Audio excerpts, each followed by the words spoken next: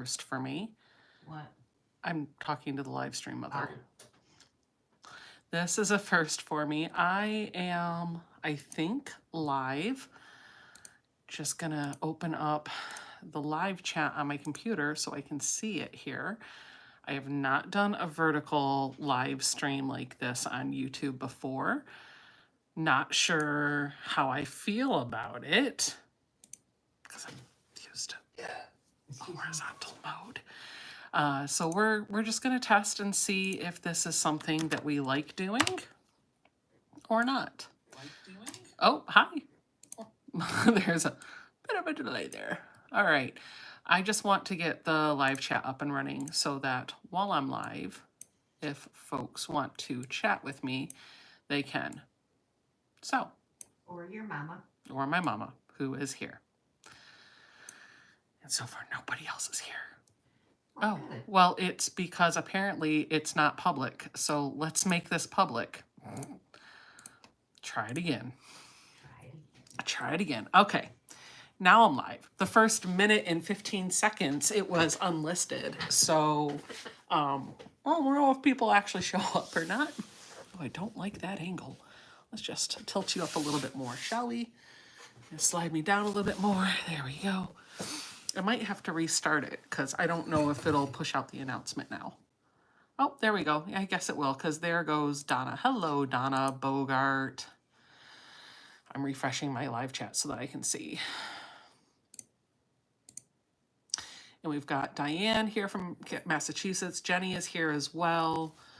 The Lady Layer is here. She says she's at my sewing machine sewing with me. Denise LaRue is here. Hi, love your shirt. Mary G is here.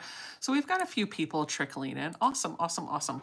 So this is, by the way, guys, a vertical live stream. I know I'm like this right now and not like this. And it is really just an experiment to see what YouTube does with this live stream.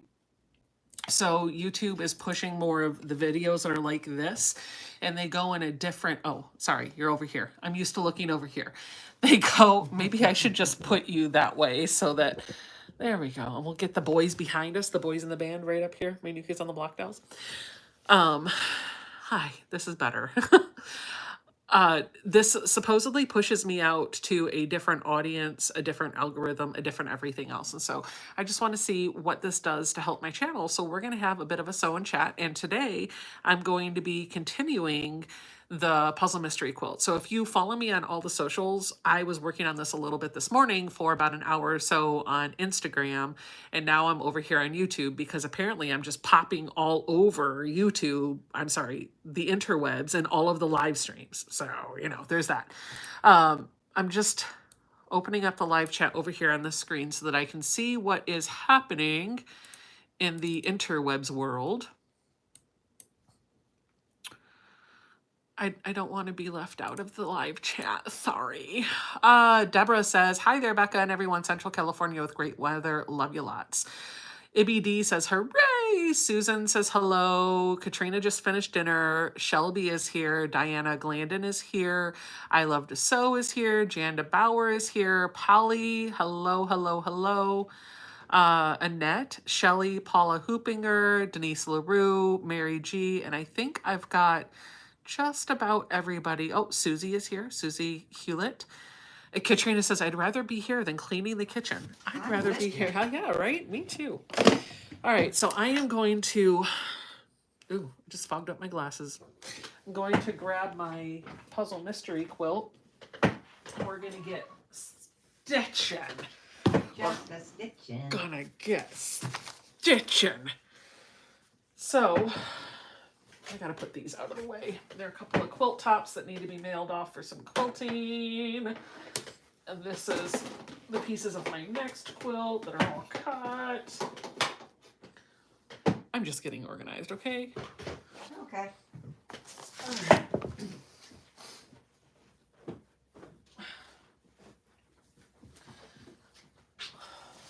Shelby says, Susan, I found the zebra. I'm a little sad. Such great names. Thanks for talking about them yesterday. Susan has been sewing binding down still. The Siberian Wind is here and says, I'm just stopping in for a second or two. Shelley Clark says, oh, good. I'll go upstairs and work on my puzzle mystery quilt. Good idea. Good idea. Or you could start ripping stitches like me. Can you guys hear Mom while she's talking? Can somebody just let me know in the chat? Because she's kind of behind the camera and we don't have anything other than my phone. Like this is extremely low tech because I'm doing the vertical streaming. Oh, no, they can't hear you, Mom. Okay, no, never mind. I'm good. Can you hear me okay? Oh, somebody said yes. Somebody said not really. Somebody said I can hear. Okay, so some people apparently can hear you. Maybe others are just can't. I don't know. Okay. Whatever. All right. All right. More yeses than nos. Oh, okay. Oh, okay. Concentrating. All right. So I'm going to get myself reset up. I'm going to hang up the center row behind me once again. Oh, these are not it. Is this it? Did you sew them correctly? Mom, it's the center row. It was already sewed. That's not the one that was messed up. I forgot, sorry. Well, I mean, it was messed up yesterday. That's not it either. Where did the center row go? I got all these blocks and no center row all of a sudden. Look in the envelope. No, there is no envelope, Mom. She's not even looking over here. She's just saying words. Just saying words. Is this it? Nope, that's a block. It'll be on the That's a block. That's a block. This is a block. Literally, how did it just grow legs? Evidently. I think it just grew legs and walked away. I swear I had Did it. you take it out in the living room? No. Why would I take an unfinished quilt top into the living room? I have no idea, but you might. I might not. Not with the dogs out there. The dogs. No, I folded it up. I took it down and folded it up. And I set it somewhere so I wouldn't forget it. And because I did that, I forgot where I set it. I'm just going to tell you, it doesn't get any better with age. Apparently not. Okay, so I know all of these are, well, it's got to be where the rest of my bits are, because I have blocks that still need to go together. Oh, found it. Hello. Under my cutting mat. Not with the instructions and the pieces that I'm missing, though, so that still worries me. I'll have to keep looking for that. Oh, wait. Nope, that's not it either. But these are, okay. I'm just figuring it out. Katrina says, awesome that you found it. Okay. Let's hang this bad boy back up. I should never have taken it down. That's where the first mistake was. That's where the first mistake was. I took it down.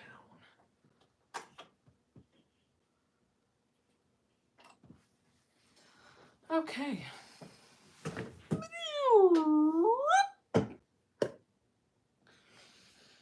Now I gotta find the missing pieces with the instructions. Maybe I made all of the blocks. Honestly, I don't even know. Hi, welcome to my channel where I am disorganized. What are we going to do? Okay, so I have the center row. So if everything is pieced together, then I should have 6 remaining blocks, and I feel like I might. So we've got, let's count, just like the count. 1, 2,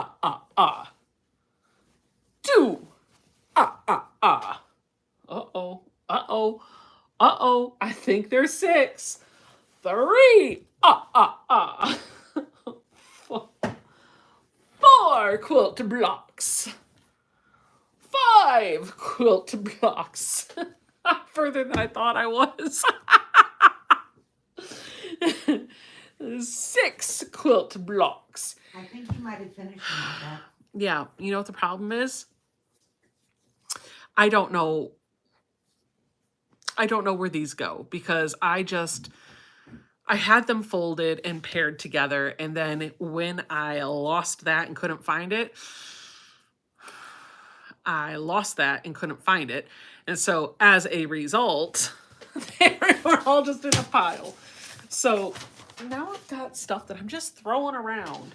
So I'm going to have to look at the documentation to kind of figure out what block is what.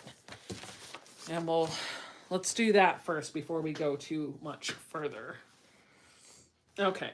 So I know there's going to be 3 sets. Yes.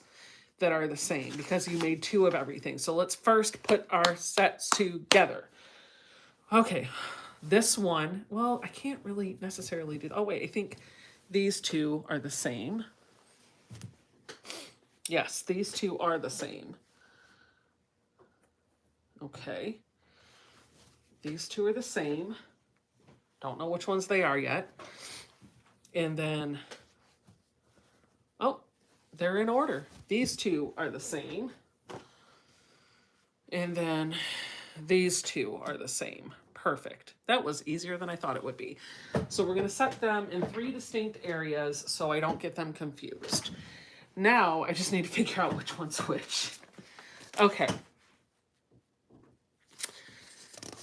So it should be the top and bottom, the top left and bottom right, and the top right and bottom left. So let's first figure out what's the top and bottom. The top and bottom units are the ones that have the diamond in the middle. Okay, that's easy. It's going to be this one. Okay, so 2 of the sets have jewel boxes going on them. Those are the corners, and the ones without the corners have just like that diamond piece going, no jewel box. So this, I believe, is the top and bottom. Let me make sure it's oriented the right way and I can double check it. Fabric B should be in the upper, oh no, actually, I don't think this is, oh wait, yes. D and F should be in the upper left, and then D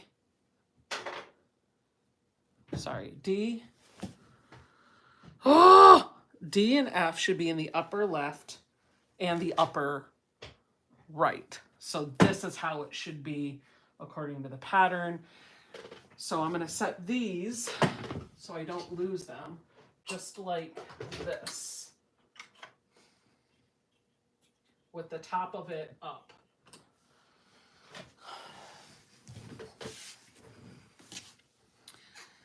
There. Now I got to figure out which one is the top left and the bottom right, and then the top right and bottom left.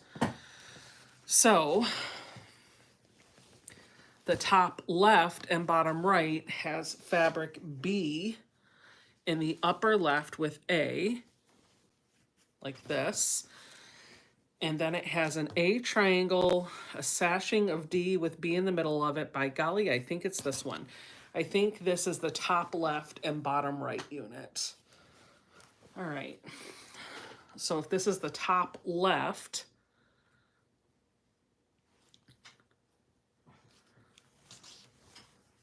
I'll put this here, then that means this is the top right. Okay, that makes sense because the jewel boxes are kind of doing a frame around this. Sharon Allen says, hello, I'm Sharon from St. Louis. What is your mom working on? She is sewing together my dancing squares pattern. She's about 50% of the way through piecing that. But I did one wrong and I have to tear it out. Okay. All right, so when I'm sewing these together, the middle row's already done, so I don't have to worry about that. But the top and the bottom, you just need to be aware of the way that jewel box is going. So you're going to have to rotate it so that the jewel box is kind of framing that center block. So this is the top left. This is the top right. So I'm going to grab one of those middle blocks and make another big row. And then I'm going to attach it. So you don't lose it? Yeah. I'm going to make the top row and then I'm going to attach it to the quilt top so that I don't get it messed up. Okay.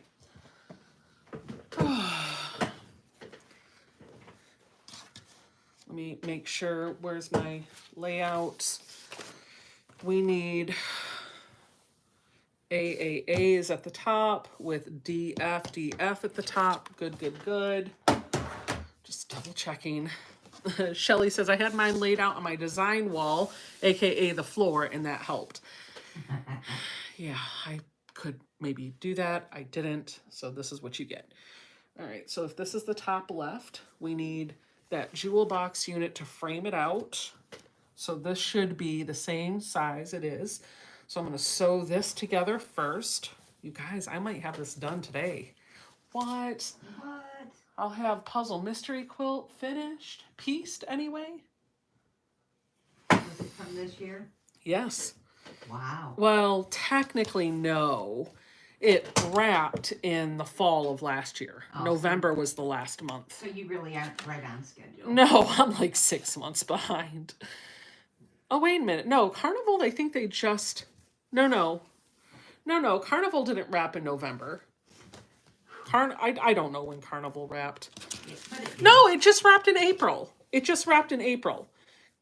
Okay, yes. I get confused on when they start because they overlap and they go all the time, and I have a hard time remembering the schedules.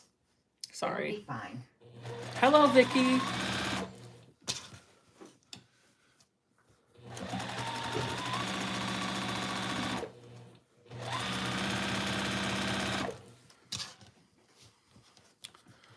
Diana the Fiber fan says, what quilt are you working on? I'm kind of new to quilting and I'm from Utah, or kind of new from Utah, so maybe she's just new to the channel. I'm working on the Cotton Cuts Puzzle Mystery Quilt from Cotton Cuts. This is the Carnival in the colorway Cotton Candy.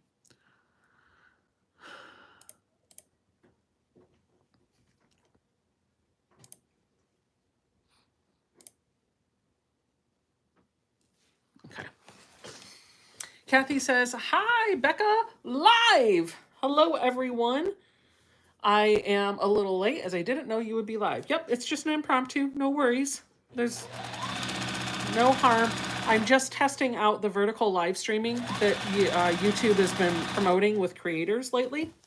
So I grabbed my phone, grabbed a tripod and a power source, and figured I would abandon all of my usual tech setup and we'll just see if this works. So I'm hoping that this is a fun way for you to watch that is a little bit different, and it gives you a different format too. All right. Hello, Jewel.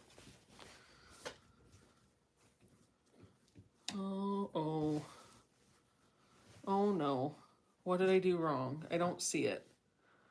Oh, that's the top left. Okay, I do see it now. And then this should go... I'm looking for these pieces because this is going to help me understand how the quilt... Stop. The fabric's getting stabbed by my needle. Mom. I don't know how to. The machine's not listening to me. Well, send it to a timeout. I think I'm the one that needs to go in the timeout, not the machine. Yeah. It is what it is. Okay, this way. And then this way. Kathy M says, so far so good, but I do like the other format better, the one that you have like on Friday nights. I agree. I think I would prefer to watch a live stream in the horizontal mode, which is the landscape orientation that you normally would see. But supposedly they're pushing this platform or this format because it's better for your mobile devices. It takes up the screen. But the thing that I'm just kind of like, if somebody's streaming like this and I'm on my mobile device, I'm just going to rotate it. Yeah. Me too. I don't know. But what they are doing with this portrait mode, this vertical mode, is putting you in front of another audience. So YouTube is pushing that content more because they want more people to absorb content this way. So if I make content like this, it might help my channel grow a little bit. So I appreciate you sticking with me for it today, even though I think we all here probably prefer the other mode.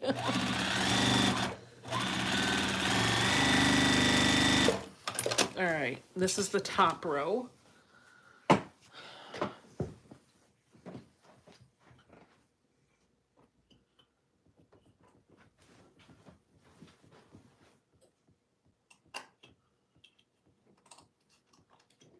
This is going to be the bottom row. Mary says, I like landscape better. I watch on my TV and chat on my phone. I do the same thing. Sharon says, I enjoy watching on the TV and I can't turn my TV. Hey, Tiff. All right, so this is going to be up here. So if I do that right, then it should be B and A in the lower rights. Good. So there we go. Hello, Jeanette Phelps. She says, my design wall is a large dining room table. Dawn says, I never liked the vertical format. See? I hear you. I hear you. I agree with you.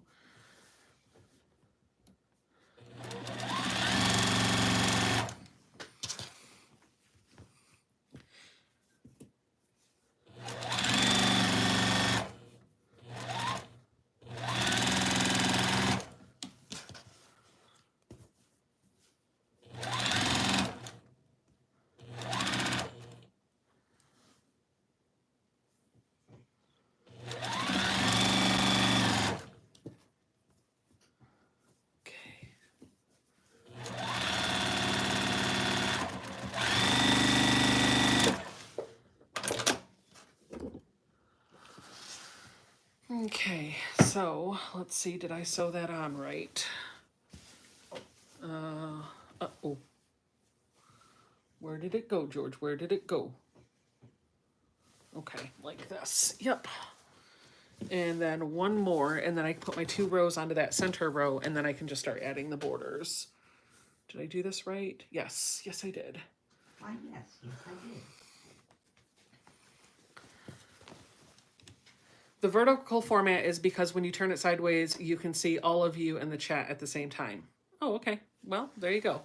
You guys turn your phone sideways and you can see all of me plus the chat next to me. Good to know. Hey.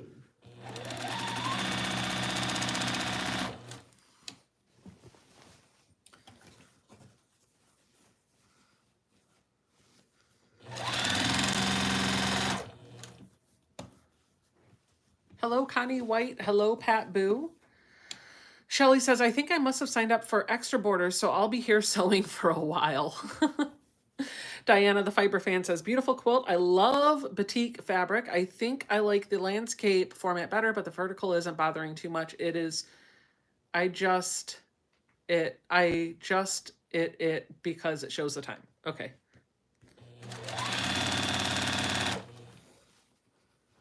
I'm not sure what that meant, but you just adjust it?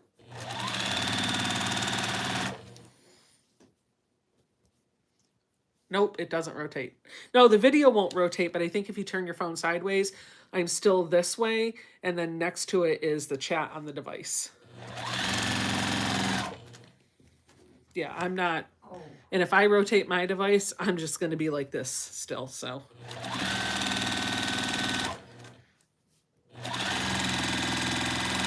All right, bottom row is done. I agree. I think the other format is better because, you know, when we're working with quilts and stuff, the more screen real estate you can have for the videos, the better, right? So I don't disagree. I think I prefer the landscape mode as well. You guys. Uh-oh. Sylvia, I'm putting my 3 rows together and then borders, and then this quilt's gonna be pieced. On my iPad, Dawn says, I turned to landscape and your image is small. Yeah, it will shrink the video. The video will be smaller. It'll still be in portrait mode, but I think the chat might turn up next to it. So feel free to do whatever works for you. Katrina says, yeah. I am going to take a couple minutes to clip the rows together just because it can get a little unruly and things aren't exactly perfectly sized. I've got seams that are not nesting that really ought to, but because I didn't take the time to trim as I was going, this is what I get, and it'll be perfectly fine because it's still going to be usable. Beautiful quilt. What will you work on next? Do you guys want to see a sneak peek? Yes. I will be working on finishing my test quilt for the next pattern and tutorial that I'm going to drop, which is targeted for the month of May. And I will share with you the fabric that I will be using in that quilt. So stay tuned. That's your sneak peek. If you have a fabric line that you just absolutely love, but maybe the prints are a little too big, and you just aren't sure what to do with them, and you're afraid to cut into it, like Tula or Cafe or something along that lines, or maybe just a fabric that you just really love the color of, this quilt that I'm putting together is going to be a wonderful idea for you. Did I just run out of bobbin thread? I think by golly gee whiz I did. Yep, No, I sure did. fine. I just caught it like 3 inches down, so. I'm about ready to run out of bobbin thread too. Aw, JR, thank you so much for the tip. I appreciate that.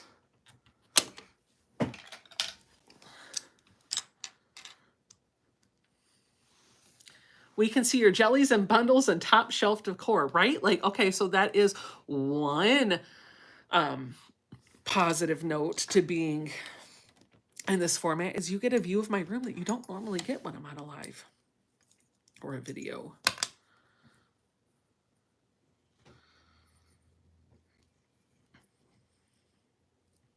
Come on.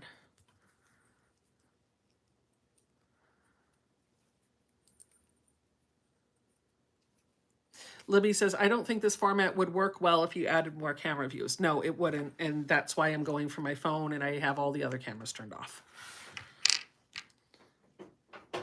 But if it's just a box shot where I'm just sitting here talking, I think it's fine.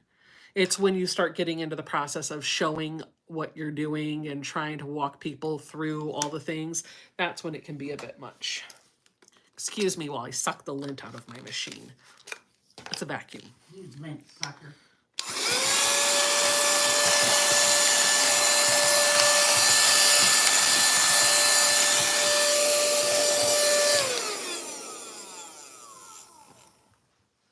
Thank you. Made quick work of getting the dust out of there, huh? And now a drop of oil. 1 drop of oil. One. 1. 1. 1. 1. And 1.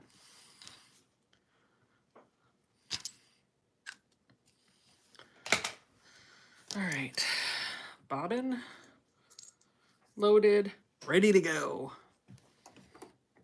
I love the t-shirt, thank you.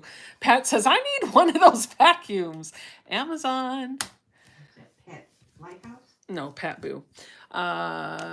Marianne says, I think this would be better if you can maybe repoint the camera. It's hard to see what you were working on, but we see a lot of your beautiful shelves behind you. Okay. You want this view?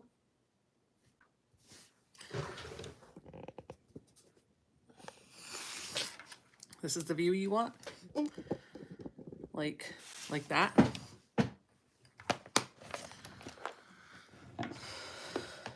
Tiffany says, I wonder if they will make this mode to add friends like Insta does. I don't know. Like, can I add? I don't think I can. Nope. Super chat. No, I can't. I know you can add friends before. Wait, what's this plus? Oh, start a poll. And then what's this? Oh, pin to live stream products. I don't have that either. Nope, doesn't look like you can right now.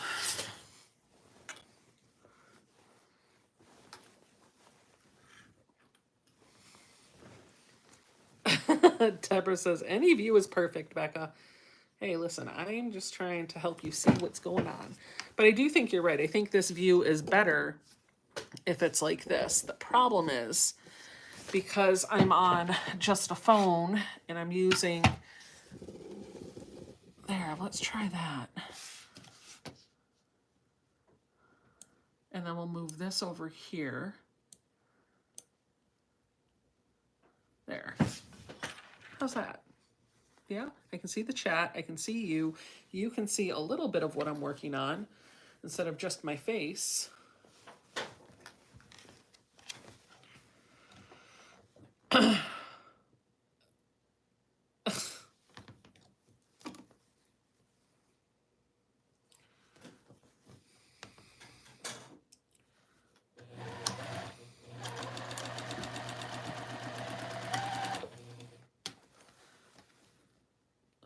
That don't look right. That don't sound right. Ooh, bird's nest.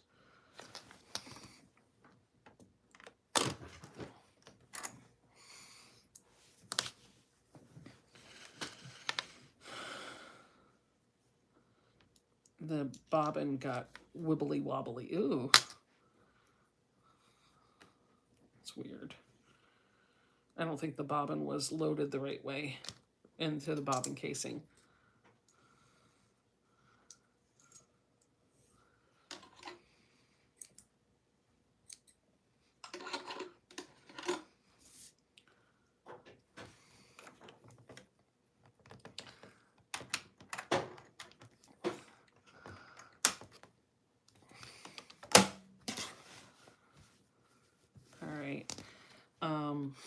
That was horrible.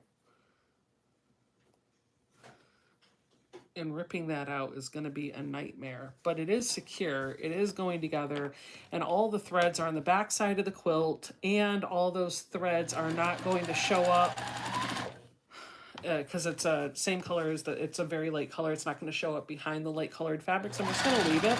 I did do an extra line of stitching right over top of that mess. Should have called me the lazy quilter.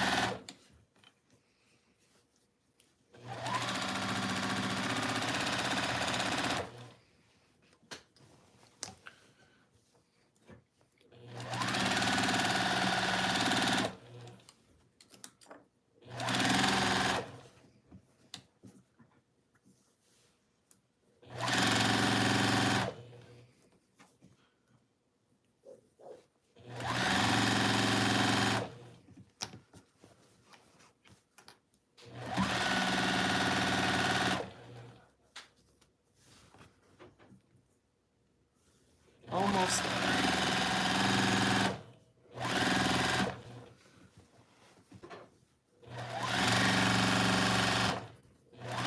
If I stick my tongue out, the seam will be better, right? Yep. Hello, Donna. Joy T's asking, do I like my new Juki better than Bubba? I believe, I feel like they're the same machine, pretty much. I do like that the light has 3 different levels on it. That's nice, but pretty much just the same machine. I like that I have a backup Juki so that when one Juki is out of commission or I have a friend over, I have a machine that I can offer.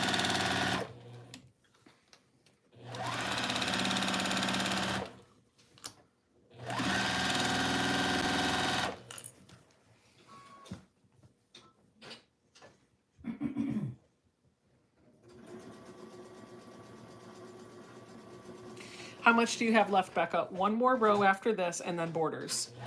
And then it'll be done.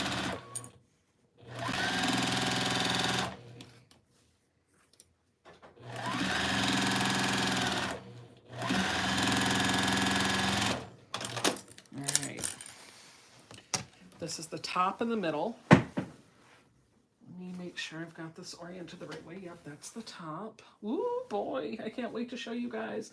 Let me put this one more row on, and then I will show you what the center looks like, and then we'll do our borders. Rosemary says, hello from Norfolk, England. Glad to catch you live again. Right, that's top. This is middle. And this is bottom. Pat says, yesterday was hilarious. You guys liked all the fart talks, huh? Just know that it's better today. Mom said, just know it's better today. What did you watch last night? What time did you go to sleep last night? Who? You. About 3 o'clock this morning. You saw Mary off, okay, right? Yep. So Mary left at 3 a.m. I told her I was worried that it was going to take her 10 or 12 hours to get back down home because she was supposed to have left at 3 a.m. from her house to come up here when she came. And when she did, she pulled in at like 1:30. So I was like, oh, it's going to take you 10 hours to get home, Mary. What are you, like, that's, and when she went home, she was picking her mom up to bring her mom right back up here and go about a half an hour or so past my house, which is a lot of driving in one day. So they're going to try and catch a church service at her mom's old church tomorrow morning. And then they'll hit the right road tomorrow after church to go right back down to South Carolina. And I was really worried about her. But she did leave at 3 o'clock on schedule after about 4 hours of sleep. I don't know how she's doing it. And last I checked on her a couple hours ago, she was safe and sound and still on the road. She made it to her place at 11:30 this morning. Pulled into her driveway around 11:30, so it only took her 8 hours instead of the 10 or 12 that I was afraid it was going to take. And I'm not sure what her ETA is to be back in Northern Virginia, but I'm going to guess it's probably going to be around 10 o'clock or so at night. So hopefully she'll get a good night's rest before she has to make that drive again tomorrow. I'm pretty sure this coming week she's going to be completely tuckered out. Yep.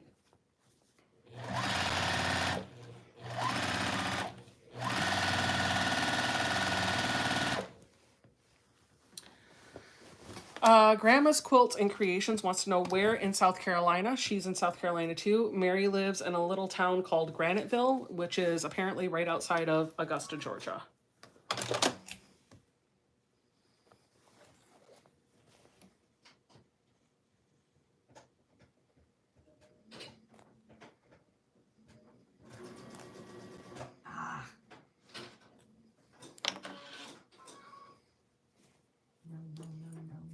No, no, no, no, no. No, no, no. No, no, no. And if I have to say it one more time, it would be no. No, no, no.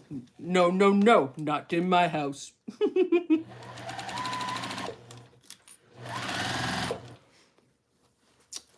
right. Let's get this bad boy going. Ah! There we go.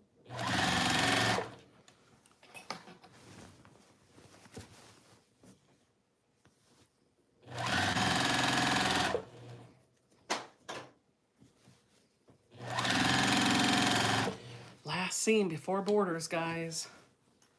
Diana, the fiber artist, is asking if I'm in Virginia. Yes, I live in Northern Virginia.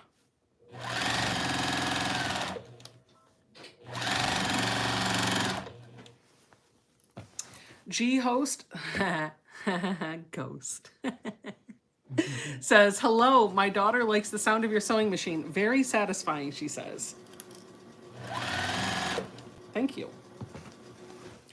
Host. Hope you don't mind if I call you Ghost. There's a ghost in the chat. That was really bad. You're doing a take 2? How come? Because take 1 was last night. And take 2 is finishing it. Part 2. And did it say take 2? I meant to put part 2. Oh, well. Take 2 at finishing this in a live stream. I had to give up last night because I was starting to make mistakes and I needed to pull out the seam ripper. And so I think I pulled the seam ripper out about 3 or 4 times in the live stream last night. And so I just decided I needed to walk away. So I walked away, got some sleep, got up this morning, started working on it, went live on Instagram while I was working on this, and then ended up chatting with Debbie in Quilt Fact on that live stream. And then I ended up chatting with Tiffany for a little bit. So I did get some stuff done, but not as much as I had hoped. And so after that was done, I spent some time with the family. And I thought, you know what? I really want to get this done. Mom's eager to get hers done as well. And so I figured I wanted to be able to finish this on a live. So all of the construction of this quilt top has been on live streams. It started last night on a live stream. I'm sorry, the construction of the clues into the quilt have been on live streams. I've had one as my normal Friday night in this format, the landscape format. I had an Instagram live this morning in the up and down reel format, and now I have this one in the vertical format, finishing it up. So yeah, I'm really excited to be like, you know what, I started putting those clues into the quilt on a live stream, and I finished on a live stream. You're just full of live stream. Live. Might say you're kind of lively, aren't you? All right, so this is the center of the quilt, and this is where I feel like we are missing out with the portrait mode, because you're not going to get as much of a shot of this quilt as I would love for you to have. But what if we just move the camera, because you are portable, and we'll hold it up this way. So here it is. I do have to put the borders on.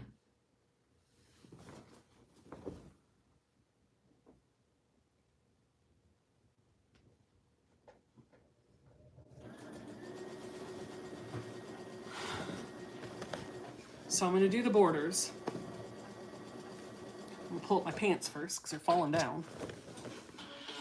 Would that make it a borderline? Borderline.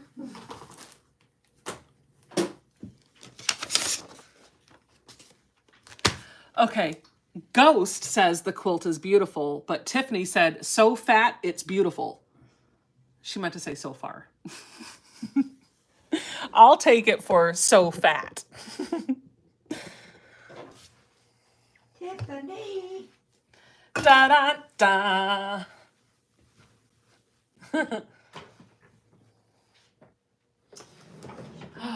Myself some dinner. You could have some of that pizza that I made. I made a flatbread pizza and I cut it into 4 sections. I had one. There's 3 more sections out there. I don't feel like flatbread pizza. You know what? Flatbread pizza doesn't want you to want it, okay? Okay. Just so we're clear there. I'd really like to have it as a smoothie. Okay, well, you can order one. I'll order one when I get off the live stream. Or if you order it now, I'll Venmo you the money or Cash App it or whatever. But I get one too, okay? Yeah. I think I'd want a strawberry banana something. Strawberry, orange, and banana sounds good to me. Sounds good. Whatever you order, Love like, those flavors. well, you put the order in, tell me how much it is, I will give you the money and pick one out for me. Okay, thanks. And Ghost says your shirts are beautiful. And somebody did put in the chat that that my shelves are making them giddy, but I don't remember who said that. I don't think I got the extra borders for this one. This is my binding fabric. These are my inner borders, and these are my outer borders. And these are the candies that they put in there, and they're teeny. Look at that. Mom, look how tiny these candies are. Look. Tiny. Wow. I know. What are you supposed to do with them? Eat them. Duh. So I'm looking up DoorDash, right? Mm-hmm. And I type in, you're gonna like this, Diner Dash. Look how little. Look how little. I mean, you Taste get test. choked on that just swallowing it. What are these candies? Like, my eyes are so bad now, I can't even read what it says. Fruit Derby medley. Gooderat? We go to Smoothie King, right? Yeah. You want that Bahama Mama thing? Oh, yeah, that'll work. I don't know. Hey, Katie. Hello, Amy. Hello, Pat. Hello, Sharon. Too small to share with Mama? Oh, they want to know if the candy's too small for you to have a piece. I don't really want one. I'm going to keep them. I like them. They're not yummy. And they're not so big that they leave your mouth feeling sugary afterwards. So that's kind of neat. What about strawberries and pineapple? I don't want pineapple. It'll make my belly upset. Yeah, it gives me sores in my mouth. It's delicious. I love pineapple, but the acidic from it does things to me. I gotta have like tomato and pineapple and citrusy stuff like that. That's really strong in moderation. And I had tomato sauce today, and I've had lots of citrusy things the past few days, so probably not a good idea.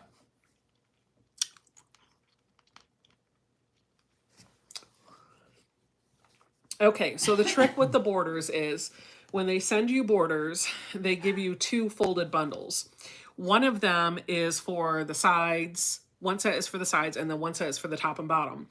The shorter of the 2 is going to be for the sides. And so what I like to do is open them up and open them up to see which one's longer. This one is longer, so I know this is going to go on my top and bottom. So I'm going to set this one aside.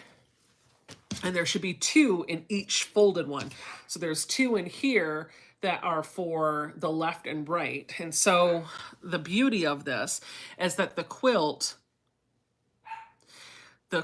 on this is square. So it doesn't really matter what side is what until you start putting the borders on. So it doesn't matter, like however it's rotated, it's gonna look the same. So I'm just gonna pick a side and we're gonna call that my left. Please take a second, look before you sew borders on. Something didn't look right to me when you held it up. Let's pin it because I can't see. So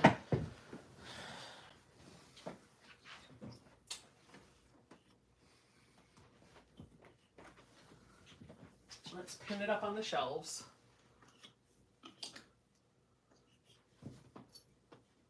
All right. So what we'll do is I'll rotate you guys and push you back. What doesn't look right? Oh, wow. I'm just gonna stand kind of off camera and look at it. Wow. Does that look right to you? Is there something jumping out that doesn't look right, Mom? I can't tell. Because it should be symmetrical. Yeah, I'm looking at that. Okay, there's that one. It appears to be. So wait a minute. These diamonds go all the way around. But look, on this side,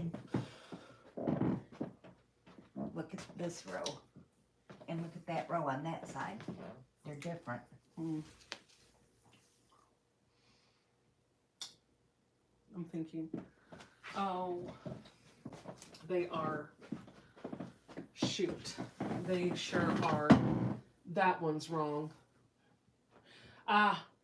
Look, this diamond is not completed. Yep, there it is. That's what makes it wrong.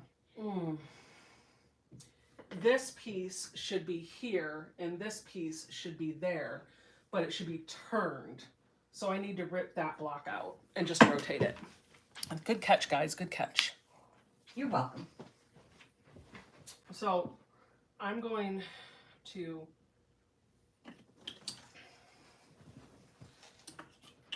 because there's so many seams in here, I'm going to pin where that row starts and ends. or where that block starts and ends. I'll be back. It's right in here. I got us both the same. Okay. I have a question in the chat. Since you got rid of your chair pad, has your back pain improved? Yes, it has. Dramatically. Okay. So this is the block that stays in. Man, I'm glad I did this on a live stream. You guys caught that. Thank you. And then this. Okay. So we're going to just rip the seams out and chat while we do it. I'm so happy you're going to fix it. It's too pretty to leave it that way. Yeah, like that's a really big thing that once you see it, you're never going to be able to unsee. So here's a lesson for you and what I'm doing. I have one square, one very big square that needs to be surgically removed from the block and then just rotated 180 degrees. And so what I'm doing is going in and I'm just going to rip that seam, but I am going to start just a few stitches or an inch or so before, so that when I sew it back in, I have something to finagle. The hardest part of this is honestly just getting the seam ripped. Or maybe it won't be. Gosh, I hope this isn't the row that I had that bobbin's nest in, because that'll be a heck of a time to finish.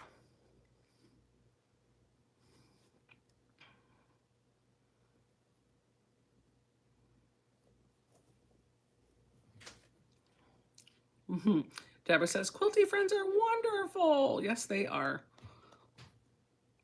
And now when I see this finished and it's all done, I'll remember that you guys caught that for me.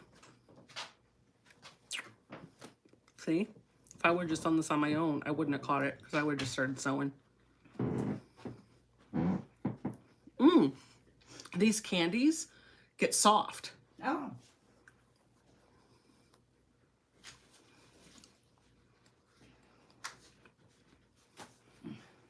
I see you're enjoying that piece of pizza. There's no clean pan to do ramen. Mom, you can do ramen in the microwave. I didn't feel like it. Oh, you are lazy, lazy, lazy. But you know what? You're even lazier because all you would have to do is tell Jason you want ramen and he would make it for you. No, he doesn't know.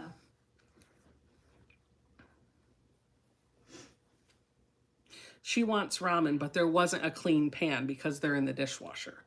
And so because there wasn't a clean pan, she was too lazy to use the microwave or to ask somebody to either wash a dish or cook it for her. So she just grabbed a wedge of the pizza that she said she didn't want.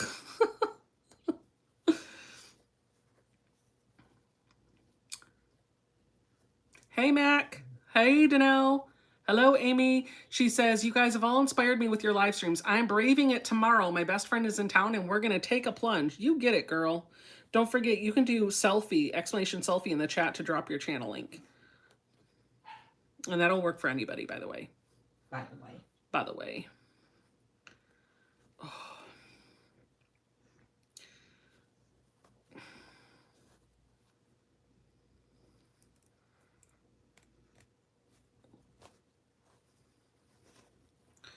By the way. This tastes better than I thought it would. So I did pizza sauce in the bottom. But you didn't kill it. No, I did pizza sauce in the bottom, and then I sprinkled mozzarella cheese. And then I did those fresh Italian herbs that were in the baked spaghetti. That's what the green stuff is. And then I did pepperoni, and then I topped it off with Parmesan cheese. It's not bad, right? It's better than I thought it would be. It's pretty Next tasty. time you make this, I will let you make me one. Or share one with you. I can't eat a whole one. No, it's too much. I only had one. I had a piece that big, and that's all I needed. This is all that was left. Oh, Jason must have ate some of it. Because there were 2 other sections. He must have ate that too. Cameron Zoe. Zoe wouldn't eat that, I don't think. No, cheese. Well, she eats cheese on pizza, as long as it's not excessive. But she doesn't like the flatbread pizza. But maybe she did. I did have a couple pieces of the broccoli that he steamed for dinner. That was really good. I like the horizontal setup better, Cheryl says. Do you have a favorite seam ripper? Actually, I do. And why am I not using that one? Because that one will cut better. This one from Modern Vintage. This one cuts really good. I like that one. That other one is great for like portable and it's double awe, but there's something about it. It's just not as sharp. It doesn't cut as well as this one does. And I always feel like I'm going to tear my fabric with that one. This one I don't. But also I'm struggling with this one too because it's just, whenever I'm ripping a seam in a pieced quilt, I feel like it always takes me a little bit longer because I'm trying to not damage the seams that seam intersects with. Does that make sense? And I'm also at the same time trying to not rip my fabric or stab it, but this does glide. It glides really nicely. My only downfall with this one is if you look at it, the tip is actually like epoxied on there. So when this gets dull, it's almost like the whole thing renders itself useless. However, I did talk to the gentleman that makes these. He's been at QuiltCon both years that I've been, and his mom is there as well. And they said to take some aluminum foil and fold it up and slice this through the aluminum foil and it would help to sharpen it. And so I did do that, and I noticed a slight improvement after I used the aluminum foil a little bit. I did tell them I was worried about it like dying, and he said, you know, if that ever happens and the seam ripper stops working, like the blade stops working, bring it back to him and he would find a way to put a new one on there. And I was like, okay, nice. All right, well, then I will spend the money on the beautiful seam ripper, because it did come as part of a set. I got the seam ripper, a finger presser, and a Hera marker, and they all look like this. And I mean, it's really pretty. Yeah, it is. They're also the guys that made my clapper. My clapper kind of matches too, see?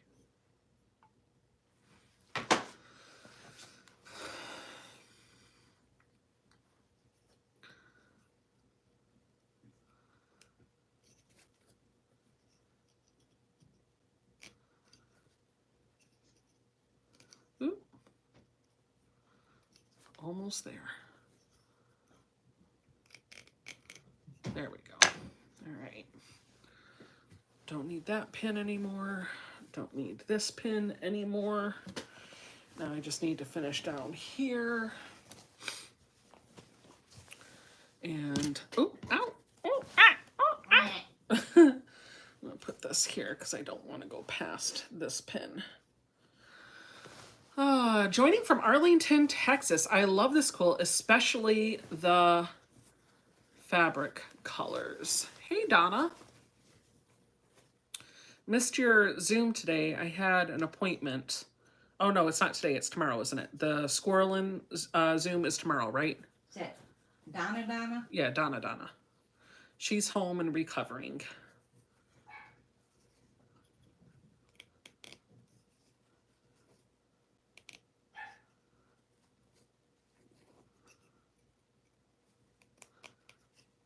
Yeah, we'll be on probably be able to chat with her for a little bit tomorrow. Okay.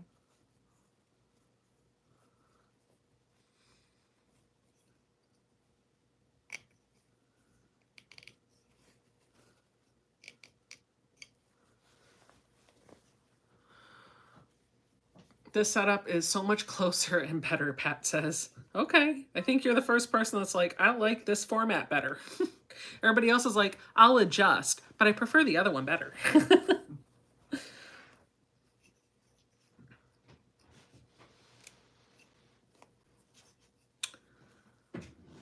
Thank you, Donna. This is your inspiration. Before Donna had her incident, she was trying to do vertical live streams on Sunday mornings, and she will continue those. I just think it's going to be a little bit before she's back in full swing. and she was sharing with me about how popular those seemed to be for her, how well they were doing. And I was like, man, okay, I've got to try it. I've got to try it. And I just haven't pulled the plug on it yet. So this is my first attempt at trying the vertical live stream on YouTube. So let me know in the live chat or the comments if you'd like to see more like this, or if you prefer it when I do lives the other way. Oh my.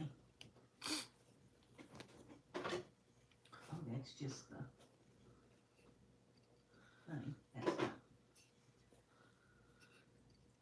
It sounds like when I first started the live stream, when I had it so that you could see just like here up, you weren't necessarily a fan, but with the angle being lowered down a little bit so you could see what's on the table, it sounds like you guys like this.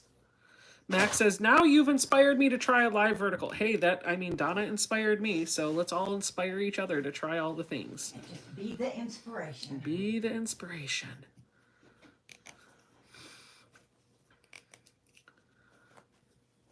Terry likes it better this way.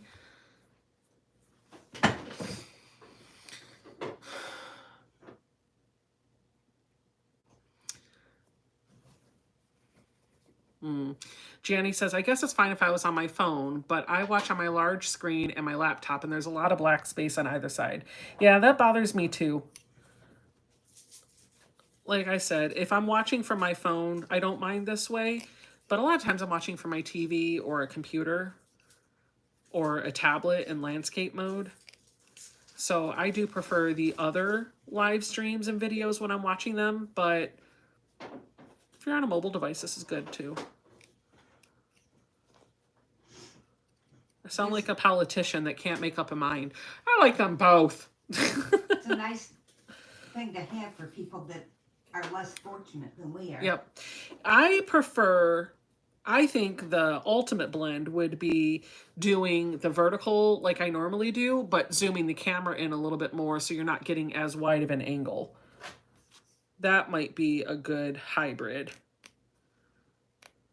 That might be the best. So next time I do a live stream, I'll try to zoom the normal face camera in so you can see a little bit more, especially if I'm just sitting talking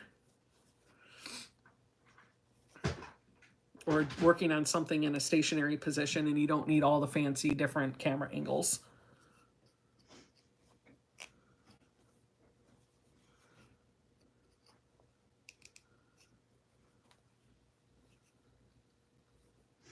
Almost through this seam, and then I have one more seam to rip, and then I can sew it back in. And you can sew it back. And then we can add the borders. The boudoirs. Not All to right. be confused with a boudoir. Boudoir. When we were looking for houses, there is a house that we went to. The lady must have been like an artist or something, because every room was like, on a scale of 1 to 10, it was like a 12 in all the artistic things that she did. She did like wallpaper, like, and I'm not talking about just like wallpaper. I'm talking to like French bedroom wallpaper in one room, and then like just I can't even think of the names, but every room was so overstimulating with beautiful things, but it looked like she was an artist and used every surface of that entire house to make it look to like display her inspiration. And so it took us a very long time to walk through that house because we were admiring all of the things that she had done. We were in there for like a half an hour walking through the home, and she ended up coming back while we were still there. But the reason why I remember that story is because her master bedroom was very much like a French theme, and it had like the big heavy drapes and the wallpaper and the sconces on the wall. And when we walked into that, my realtor looked at me and she goes, "This is what you would call a boudoir." A boudoir. She even had like the little benches in there and the vanity mirror. It was gorgeous. And then the perfumes and the expensive bottles sitting. It was so gorgeous.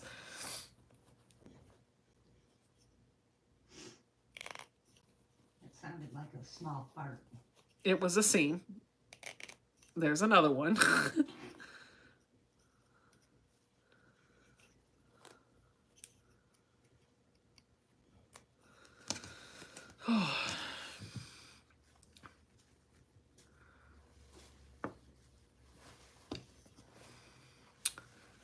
Never thought to ask if anybody else wanted one.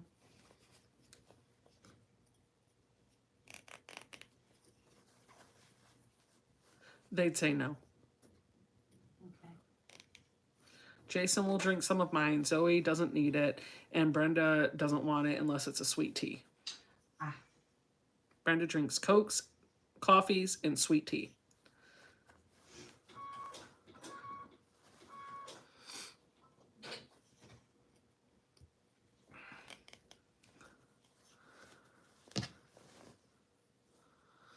Tanel said, I would have been like, that's what I call out of my budget for that house.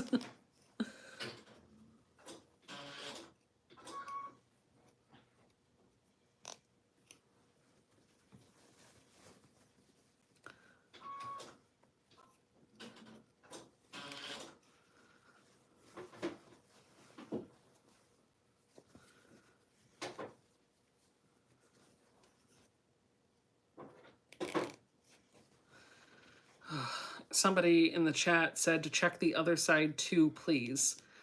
I think the other side is right, but I will definitely check before I put the borders on. So after I get this piece turned around and sewed in the right way, then I will double check.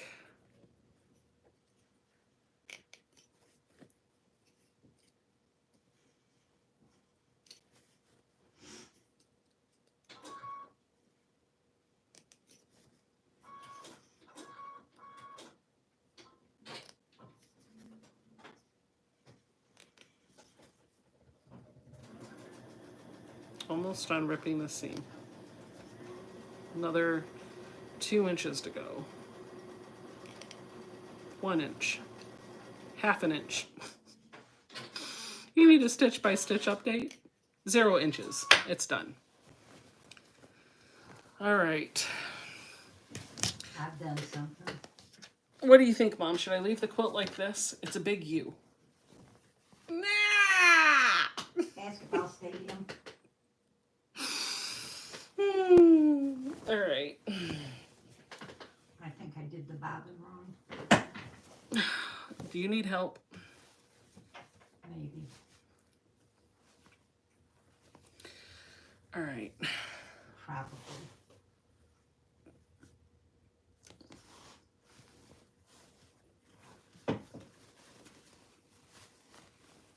Well, you're going to have to give me a few minutes. Okay. I may have it figured out by then. Okay. Follow the arrows.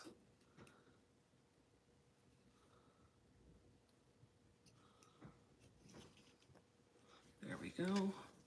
So this is why I like to rip some of the seam starting back here, because when I go to sew this block back in, I need to sew it along this edge. And then once this edge is sewn down, then I reinforce those areas where the holes are. I just need to make sure that this is positioned the right way before I do it, because that would be horrible if I did it the wrong way again. Okay, that is the way it goes. That's the way the other 3 sides are going. So if this is wrong, then the other 3 sides are wrong and we're keeping it. And I am going to try to pin this to make sure, or at least clip it in a couple areas to keep it somewhat flat.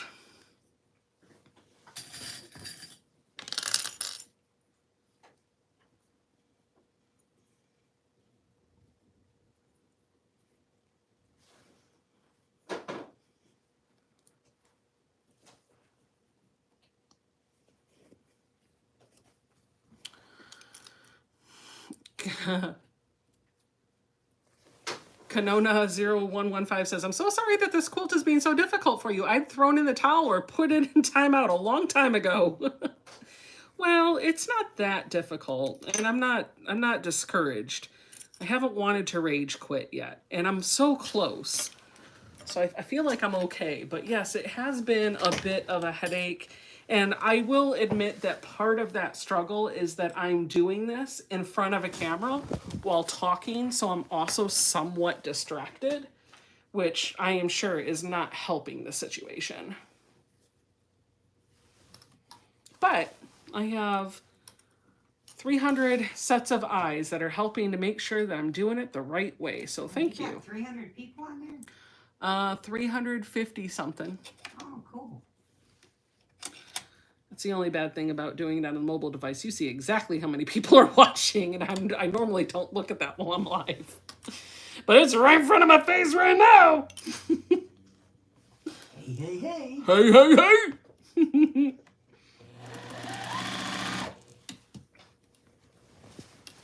Sylvia says, it's beautiful, and you were so close to finish. I know, I'm so excited.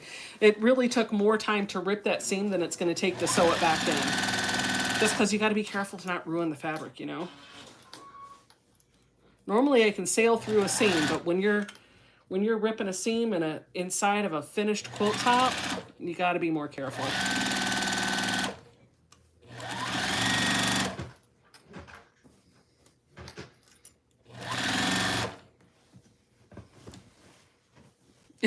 Pat Jennings says, ask me about holes. Dang.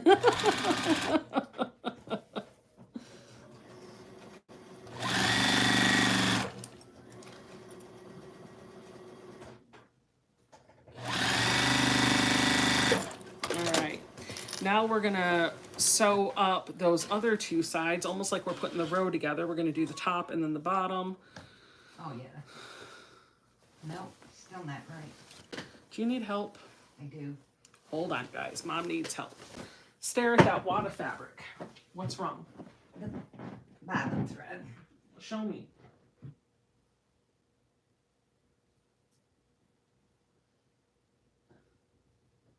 If the bottom thread is wrong, it's because the top is threaded wrong. Okay. So let's rethread the machine. Okay. Usually that's the first case. So we'll rethread the machine. And then just to be safe, I'll reload the bobbin. You have the bobbin in backwards. Mom, look at this. When you put the bobbin in, you made the number 9. You need to make the letter P for yours. Oh. So your thread should come off on the left, not the right. Okay. And then you put it through the tracks. Cut it off. I didn't think it was going to be the top one because it was so fine. I know, but you should be good to go. Both are fixed. Both are fixed. Both are fixed. All right, where was I? He was sitting over there doing something. I was trying to get that seam to line up so I could sew. There it is. You're big unruly blocks. Thank you. You're welcome. All right. We got to sew this down so that I can get it sewed to the row because we don't want a hole right there. Your dasher is nearby. Well, you're going to have to get it. Don't fall. Okay. He's right there. He just took it to the front door. Oh. Just go ask Jason for it. Don't go outside, please. It's rainy, it's wet, it's slippery. I don't need you falling. I don't need to fall. I've got Thank you very much. Okay.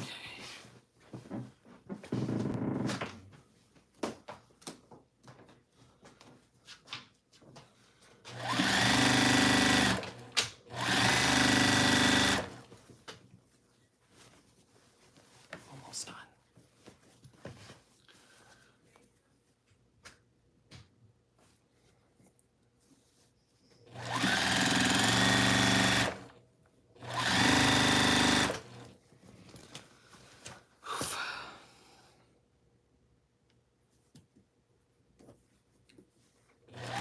One more seam after this, guys, and then we'll be able to hang it up and see how it looks.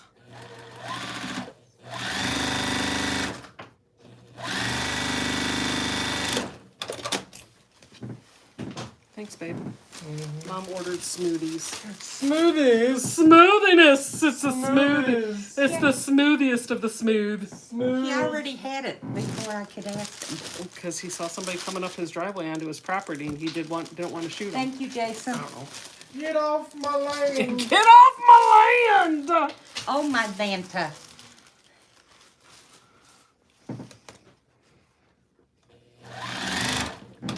And no, he would not really do that.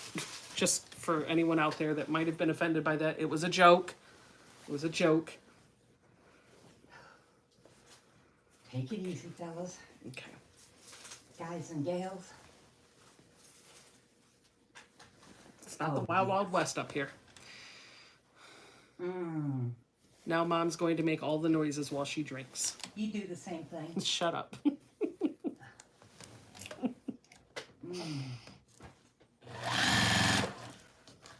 They sound like sex noises. That's why I always give you a hard time. Because you're like, oh, I could care less about sex, thank you. I know, but that's what it sounds like. I'm like, I don't need my mom to make that noise in my presence. Ah. Oh, that's good. Like, come on, Mom, knock it off. Yum. Okay, you can say yum. It's not the same feeling, though. It's the moaning. Man, that's good. So Terry's asking me if I'm going to do the Wild West Puzzle Mystery Quilt. I don't know. I don't know yet. We'll have to wait and see what the final colorways are and if there's one that tickles my fancy. We'll see.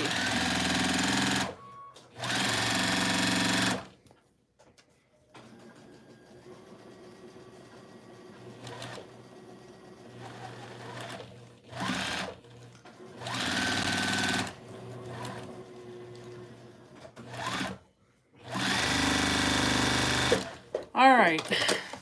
Oh, great. Now you got people in the chat going, so good. Because they love me. What did we get? Bahama Mama. Bahama Mama. Come on, pretty mama. Jamaica. That's See? good. I didn't, no, I said, I didn't go, oh. There's a difference. All I can tell you is get your mind out of the gutter.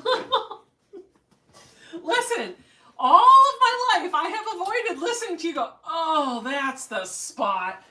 I don't need you to come into my sewing room and do it now. Stop! What do you think? Did I do it right? Is it symmetrical now? I think so. We'll let the chat take a peek at it because it's centered right on there. So we'll let them look and tell me. It looks like it. I think so. It was that one piece that was throwing your eye off, wasn't it? Wait a minute. No! Don't say, wait a minute. Top row. Top row, what about it? Let me show you. No, nothing with the top row, Mom. Oh, maybe it's supposed to be that way. Yeah. Yeah, it's supposed to be that way. Like this. Okay. It's supposed to be that way. I was more That's a worried design about thing. these. Oh, yeah, but it's supposed to be that way. Okay. Because otherwise they would have given me the B to make. And look, Mom, it's the same here, it's the same here, it's the same here, it's the same there.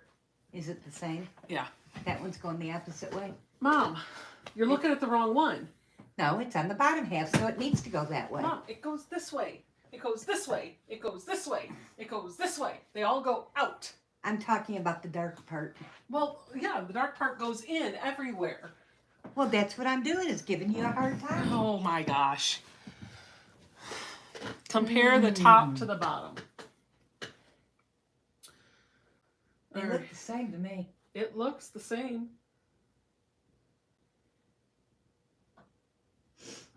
Let me move out of the way so you can see it again. There are some squares with light and dark flipped. I don't see that. I don't either. So the design element in the pattern is that the pink should always be right in front of the purple, and the purple should always be right in front of the pink. So when you're looking at the units with the flying geese units, that's how it's supposed to be. So you look pink, purple, right? Purple, pink. That's the quilt design. What you're looking for is that this block should be symmetrical to this block. This block should be a mirror of this block. This should be a mirror of that. Does that make sense? No.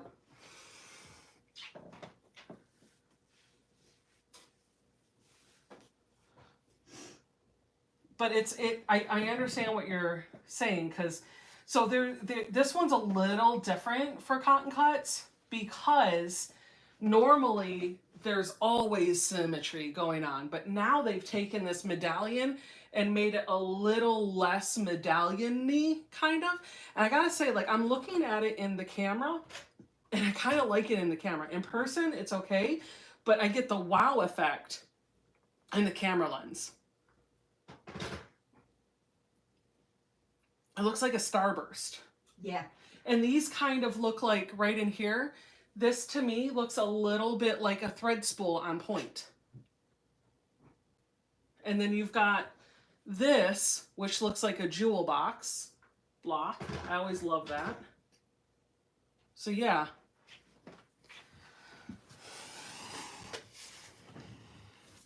There are some, okay, I already answered that. And then you said, okay, that makes sense. Becky Kettle says, it now looks fabulous, darling. Darling, we love you too, honey. Oh, that is really good. It is good. That's really good. So now we got to put the borders on. You ready? We're ready. We're ready. Ready. These were the ones that I said were my left and right borders. So because it is symmetrical. What was that?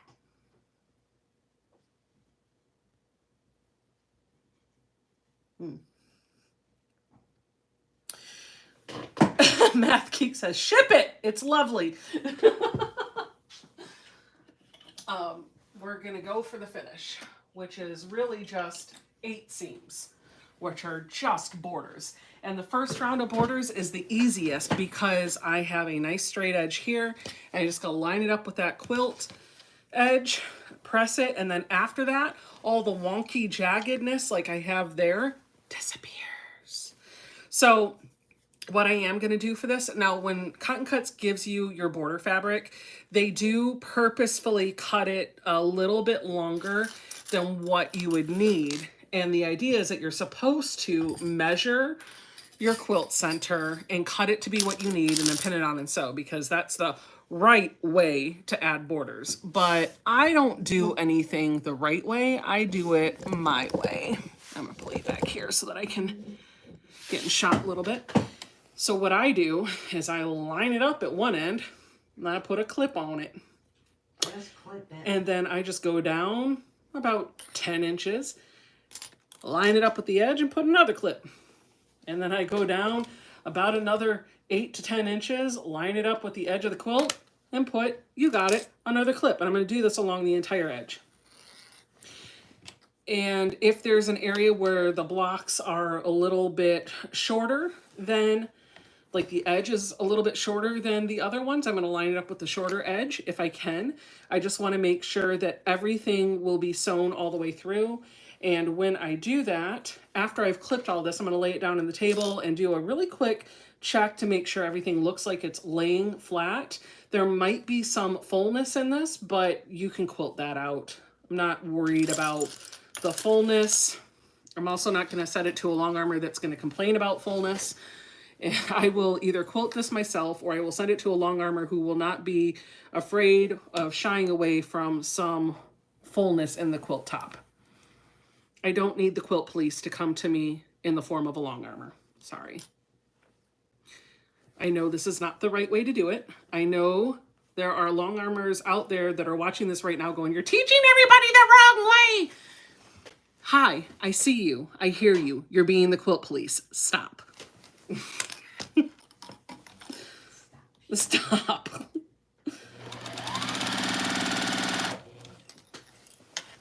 Yes, there is a better way to do it, but this way works too.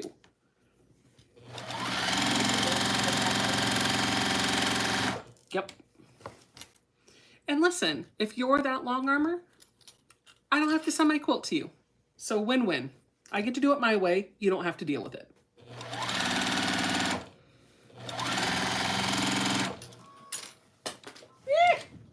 Yeehaw. I dropped a clip. And I don't want to step on it. So I'm going to pick it up.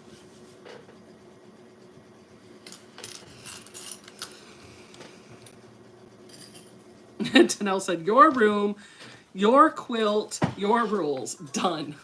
That's basically it. I had somebody one time tell me, this was a while ago, but I was talking about something and I don't remember what it was, but they came up and they were like, I don't mean to be the quilt police, but that's wrong. And I was like, and then proceeded to educate me on why all of that was wrong. And I was like, if you're not meaning to be the quilt police, then why are you sitting here being the quilt police? Because I don't even know who you are. Like, just come up in a quilt shop and tell me why I'm doing it wrong. You invited yourself to the conversation to tell me that I'm wrong in front of other people after telling me that you weren't the quilt police. Okay.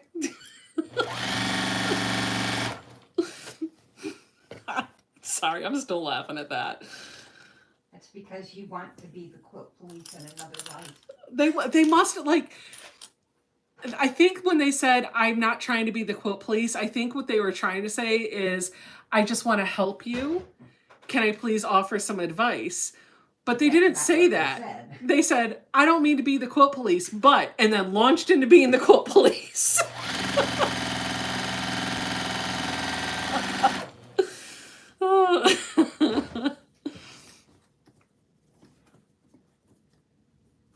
It's still wrong. No, it's right. Teacups and Rosa says there's more than one way to get things done. Yes, there is. With everything, there's always more, except for math. There's only one way to get to 4 when you add 2 and 2.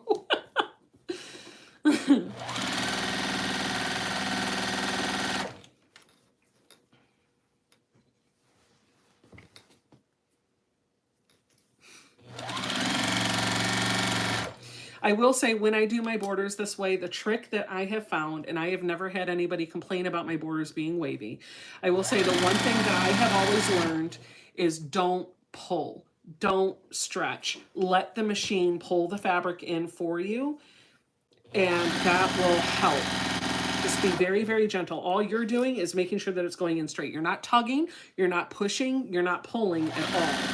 If you're adding any tension to this, you're gonna cause issues. And you'll see I have the quilt top up on the table. That's to get all of the weight up so it's even with the bed of my machine and it removes any drag that would have happened if it was falling off. And so those are part of the things that I use to keep my borders from being wavy when I sew them on like this. All right, that's one side. So now I'm gonna turn it around and do the other side. Pretty mama. Petty Pollard is singing I Did It My Way. Oh, I like that song too. I did it my way. That is really good. Are beginners all able to do block of the month? Cheryl is asking. I would say yes. But I would say be very careful about the block of the month that you sign up for. And here's why I say that. Because when I first started quilting, I saw in my local quilt shop, I didn't even know what a quilt sandwich was. Didn't know what a 1/4 of an inch was. And in my local quilt shop, they had the gravity quilt hanging on display behind the cash register because they were accepting signups for this as a block of the month.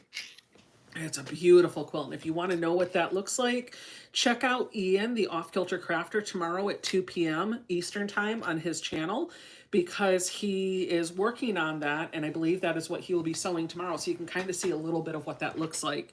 But they, they had it hanging up there, and all I had ever made was a rag quilt at this point. I made the one I made for Debbie. Oh, okay. Yep. That's all I had made at this point. And I was like, oh, you know what? I want to do that. And the lady was like, oh, it's a block of the month. We'll be able to really work it out. It's going to be great. You can sign up and do it. And I was like, what's a block of the month? I want one. And so she told me what it was, and she got me all signed up. And I was like, but I've never really made a quilt. Would I be able to do this? And she's like, oh, for sure.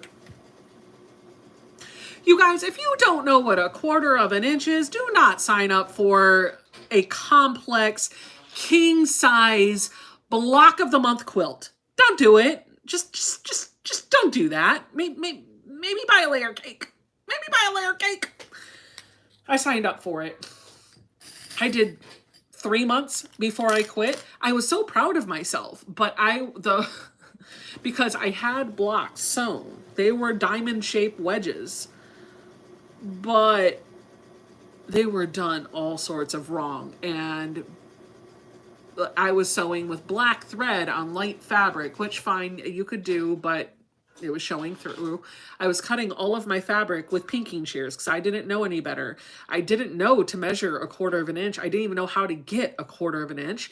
I was starching my fabric before I cut. I starched it after I cut. I starched it after every single time I took a seam, and then I starched it when it was all done. And then I would put it in the tote, and when I would pull it out the next month to admire what I did the month before, guess what? It got more starch. It had so much starch in those fabrics that when I sprayed it with Best Press, it was flaking, like really badly. And so I would starch it and dust it off and starch it some more. It was, I didn't know. I didn't know anything. I didn't know. And that was not the quilt that I should have learned on. So after being told by a friend during one of the block of the month reveals that she thought my 1/4 inch looked a tad too big because it was like 1/2 of an inch. And she didn't understand why I was cutting my fabric with pinking shears because I didn't want the fraying. I stopped doing it. I got discouraged because when that advice was shared with me, it was done with the intention of being nice, of being helpful, of wanting to share knowledge. But what I heard is I suck and I was doing it wrong. And so I quit. So, I moved on to other projects. And I quit going to those. I went to the block of the months and I just went there to pick up my fabric. I had the pattern and I told myself I would come back. I would re-buy the fabric for months 1 through 3 and I would redo it at some point in the future. And then after it sat in a bin unfinished, it became a UFO for years. And I was just like, you know what? I'm never going to do this again. And if I do that, I want to pick my own fabric. I don't want to because I wasn't terribly happy with the fabric that they had given me. Because again, I didn't know how to pick fabric. I didn't know how to sort colors. I didn't know how to do any of that. I was still very new. So I put it up and I started just diving into I started watching more tutorials. That's actually where I started following Jenny Doan because I was like, okay, quilting is apparently a thing. Let's watch what Jenny Doan's doing. Let's watch what Kimberly Jolly is doing. Let's watch what Vanessa from Crafty Gemini is doing. Like there were some quilters out there that I was just absorbing all of their content when they were making quilts. And then I was absorbing content that they were putting out there when they were making bags or other quick sews or other things. And eventually I got up the courage to take a beginning sewing class and a beginning quilting class. And that's when I think things really took off. I had tinkered with sewing and trying to make blanket-like things, but I hadn't really made a full, real quilt until I took that beginning quilting class.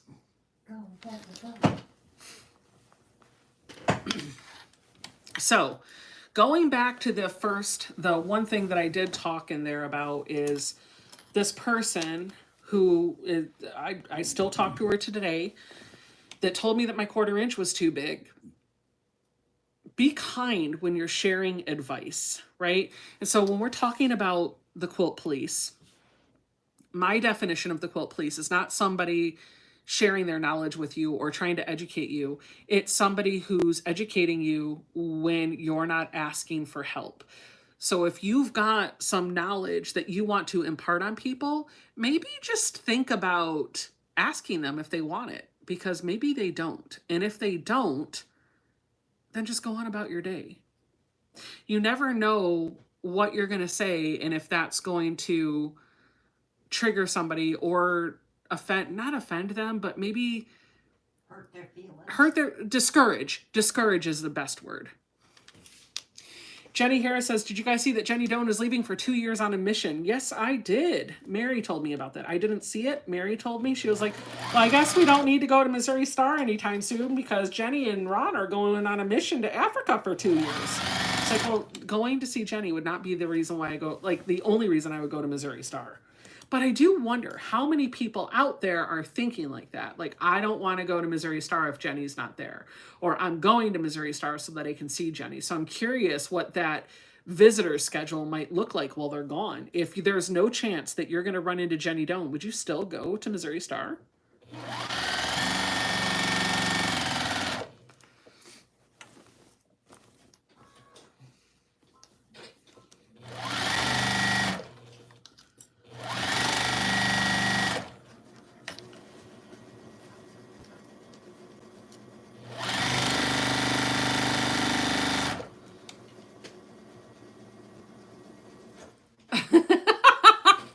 Janny says, I just yell at the TV when I see something off, as if I'm the expert. Not.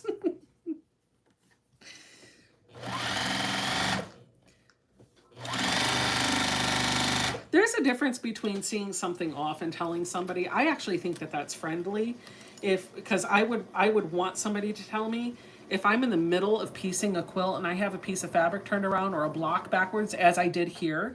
I would want somebody to tell me. So please, if you ever see me on a live stream and it's backwards, tell me. But the wrong time to tell me is once it's quilted. Don't point it out then. If I didn't see it before it got quilted, then you don't need to tell me. There's a right time and a wrong time to tell somebody they got it wrong. Got it wrong. Oh no. And I do think it's a difference between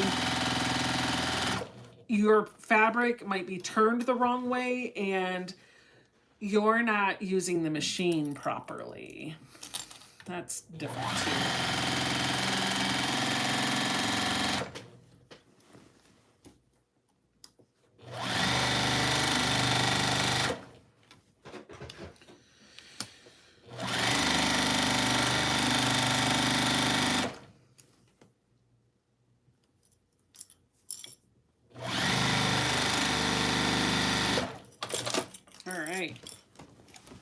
So the left and right borders are on, and now I do have on both of these ends just like a little, maybe half an inch that's extra. So I'm going to lay it down on my mat. I'm going to press it over, finger press it, make sure this is laying nice and flat. And then I'm just going to grab a straight edge. I'm going to line it up with this raw edge of the center of the quilt. And then I'm just going to cut off that little tiny bit. This is all of the extra that I have for the border. Not much at all. And then I'm going to do the same thing for the other side. One side is already lined up because that's where I started. And then, and this is not a super accurate way to be like, oh, I know my quilt is square. But I guess one of the things I wonder that you could do is if you cut off about the same amount from each side, does that mean your quilt is square? I don't care if it's square. And it's probably not, because look, I don't care if it's square. I care that it cuddles. This is a quilt to make you warm, not to hang on a wall of a museum. Bye, Tiff.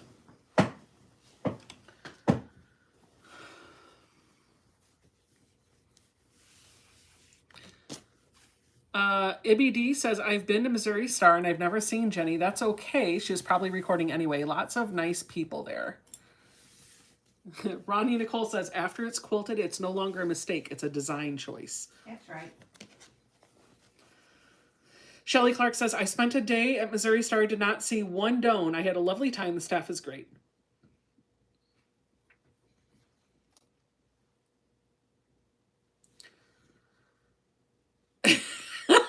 Janny says, wait, quilts have to be squared? Because none of mine are.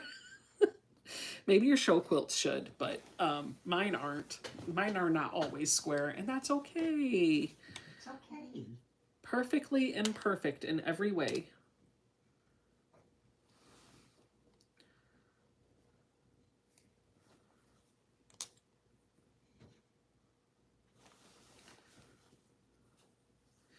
It's like that, when I said that, what popped into my head is that scene from Mary Poppins where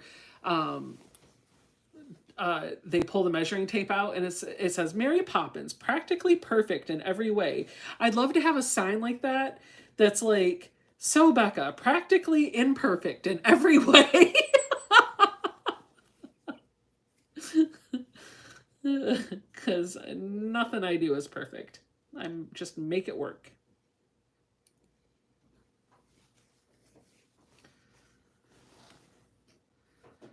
Good enough for government work is usually what my motto is. I say that. I think I got it from you. Probably. Good enough for government work.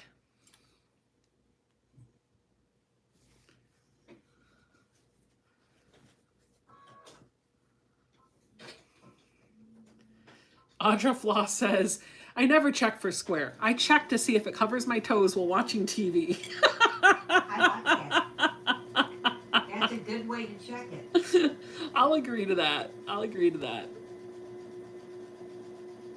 Mike Seppa says, hey, Mama Nancy. Hey, baby. Oh, gosh, she's flirting with you, Mike. Run. No, that was it. I'm done. That's all she's got for you.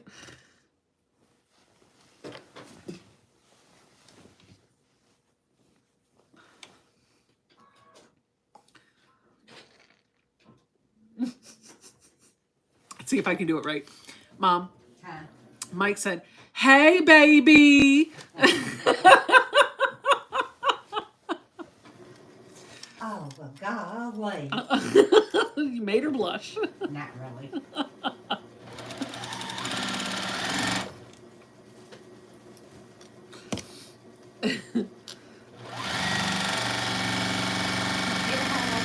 To go off on my seam. You made her mess up her seam, Michael.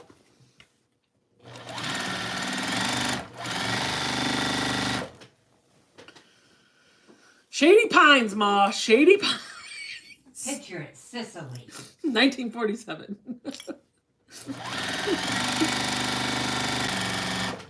That was before I was age 55. Valerie is saying, why does it matter if a quilt is square anyway? I don't know. Ask the quilt judges at the quilt shows.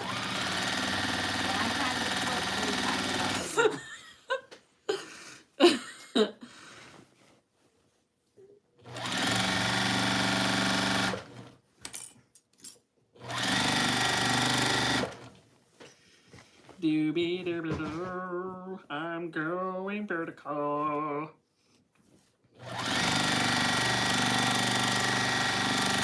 I find if I stick my tongue out, it helps. It does.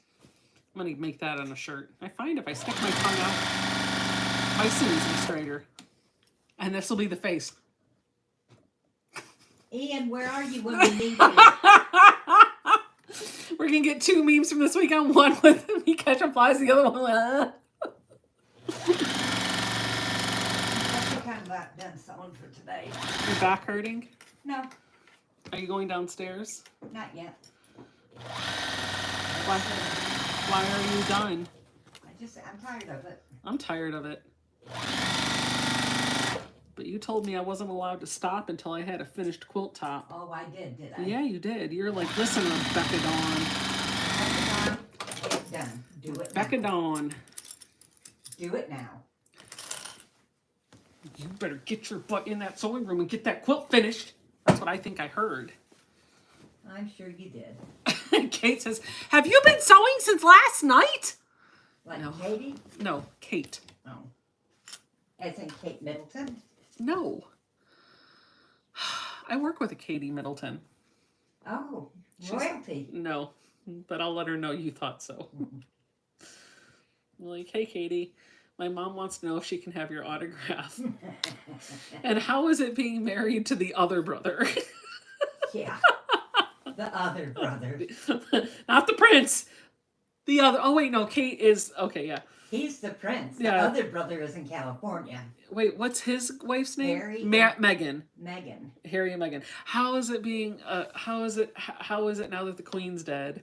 That's. How's it going for you? How's it going? When do you expect to come into your crown? You gonna wait like your dad till you're in your 70s? Oh my gosh. So what is the deal? So now Prince Charles is king. He's no longer a prince. And does that mean that his son is now the prince? Or I guess he was always a prince. But he's next in line for the crown? Yeah, William's next. And so since Charles is in his 70s, it's pretty likely that William's going to take the throne at some point in his life. Mm-hmm. Because Queen Elizabeth couldn't bear it. She couldn't let go. Well, like, how does that work? Protect the country from Charles, I think. Oh, that's what I was asking. Like, because could you retire and just be like, no, it's yours? Or is it just as long as she's alive, you don't get to be king? I think you have to step away if you're not going to do it. So you have to renounce your throne. I think that's how it goes, but I don't know. I really don't know much about English history. Sazo said, imagine the Princess of Wales watching your channel. To which Mike said, ha ha ha ha ha ha ha ha. And then he said, hey, baby. Joanne said, tell Mama, golly, was Gomer Pyle's line. I love Gomer Pyle. Wait, what did he say? Shazam. Shazam, Shazam. Golly, Andy. Yeah, because he was on the Andy Griffith Show before. Yep. That's where he got started. Yep. There was Gomer, who was followed by Goober. Oh, yeah. Oh, wait, but what about, I'm Daryl, this is my brother Daryl, this is my other brother Daryl. Yeah. That's what it was, right? Like, all three of them were Daryl, right? Yeah. I'm the Daryl, this is my brother Daryl, this is my other brother Daryl. And the girl was in love with Andy, the sister. Hmm.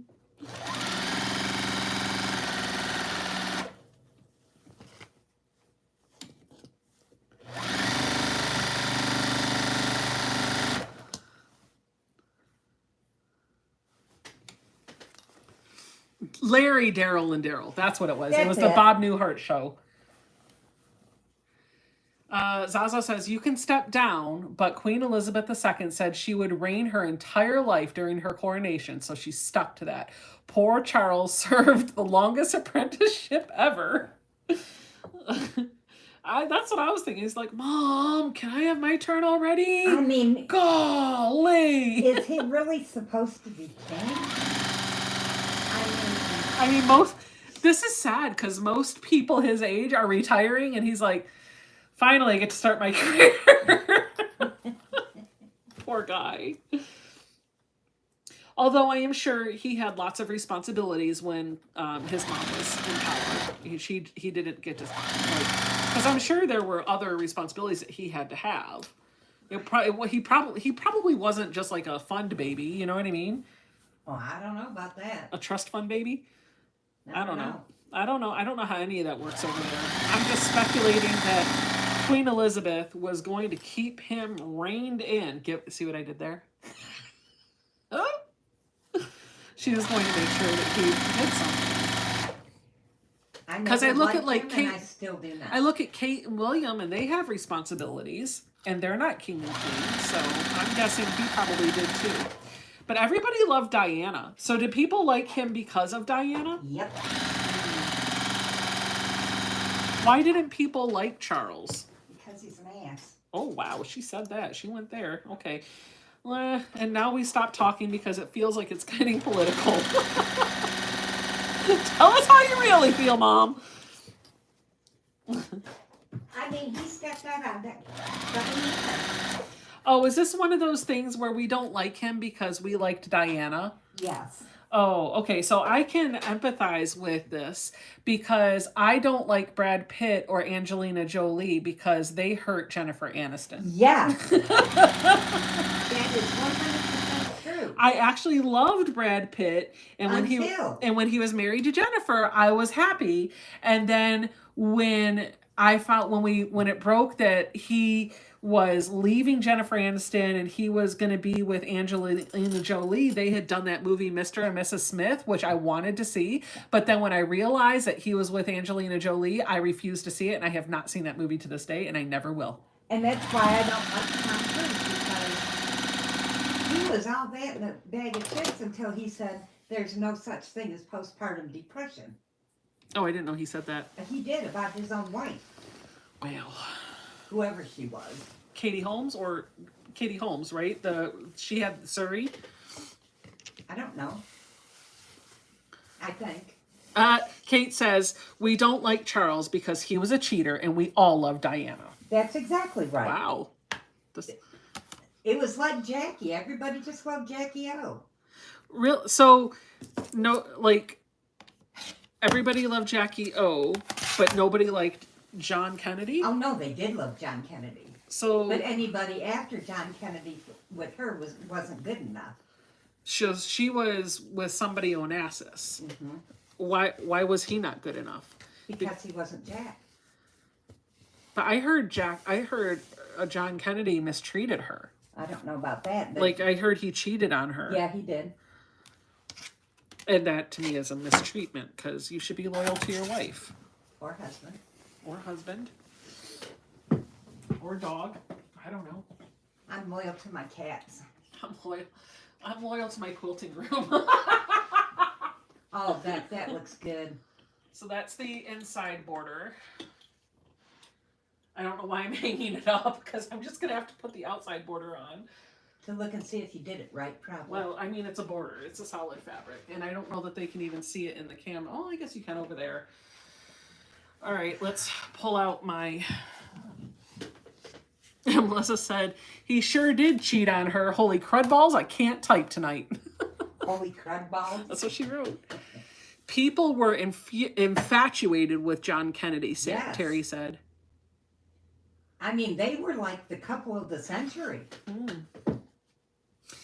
Angela says the movie Mr. and Mrs. Smith wasn't worth watching. If I could get a refund for my time wasting on seeing it, I would. Oh, Zaza said Diana was the first to cheat. Charles never loved her, which is sad for her. The Queen Mother had a lot to answer for with her meddling. I don't care who cheated first. She was still my favorite. Okay. I could understand being, like, put in a place where you feel like you, like, I could understand being in a place. Yeah, I was. But I could understand, I could empathize with being in a loveless marriage and being driven to the arms of somebody else. Yeah. It doesn't make it right. No. But I can understand. He was too busy trying to get to his now wife.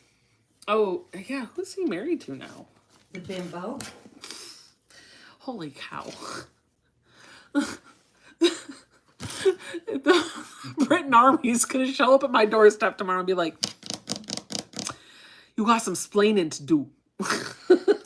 In a Bronx accent. Bronx accent? I combine Britain with Desi Arnaz and put him in New York. You got some splaining to do. Lucy. Lucy, you got some splaining to do. Yeah, you got me word tonight. I'm probably going to do a Welcome Back Kotter marathon. Up your nose with a rubber hose. I love that. I used to love that show. Holy cow! I Love to Sew says Charles invited his mistress to their wedding. It was Camilla, yeah. Valerie said, to be fair, Charles was not allowed to marry whomever he wanted.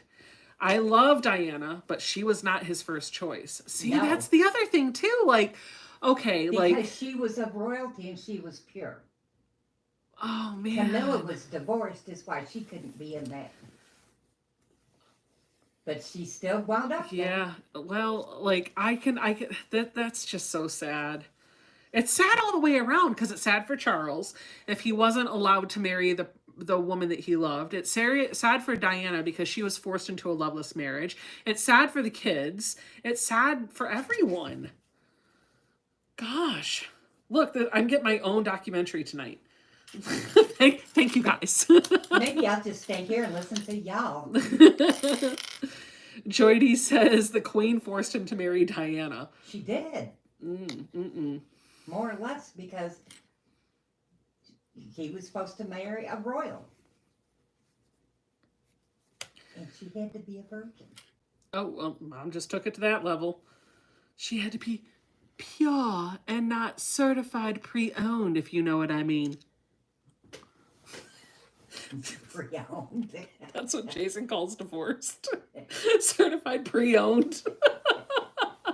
Except pre-owned is pre, and there's a different word he puts in there that I'm not saying. I don't think I want to. It starts with an F, Mom. I'm pretty sure I know what his brain thinks of. Pre-fond. Pre-fond of. Pre-fondo. Pre-found. Pre-found. Profound. Pre-owned. Kate said pre-owned? Exclamation. I mean, I guess this just took a slavery connotation, so maybe we need to walk that back. We're supposed to be equal rights here. And I'm like, yeah, wives are certified owned property.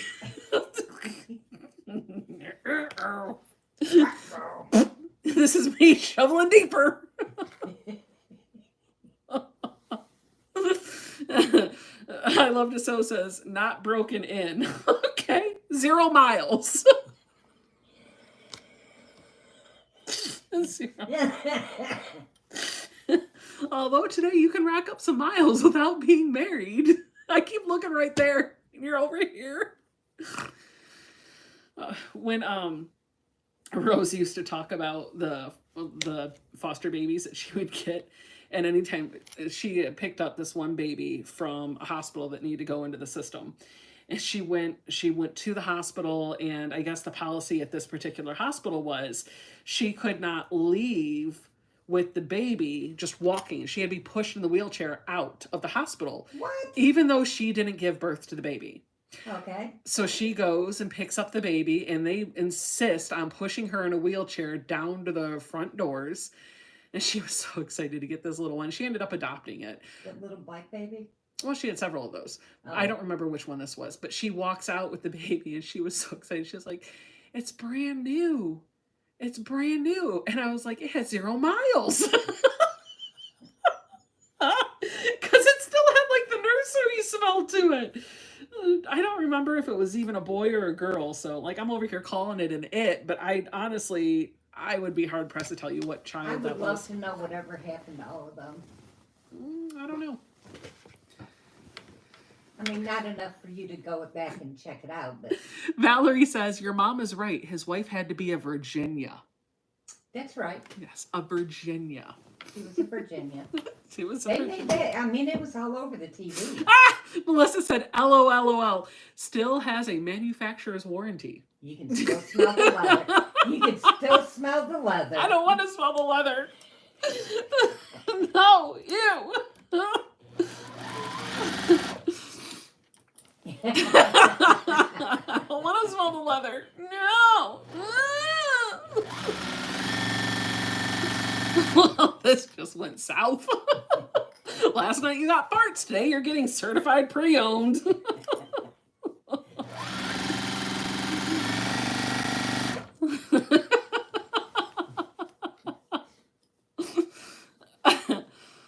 Joan says, this is a continuation of last night. Soap opera.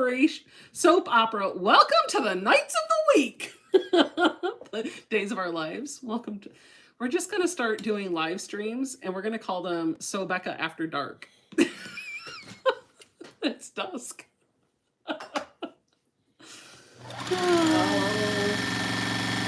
What will we ever do with you? I don't know, but I feel like you need to be a staple from now on.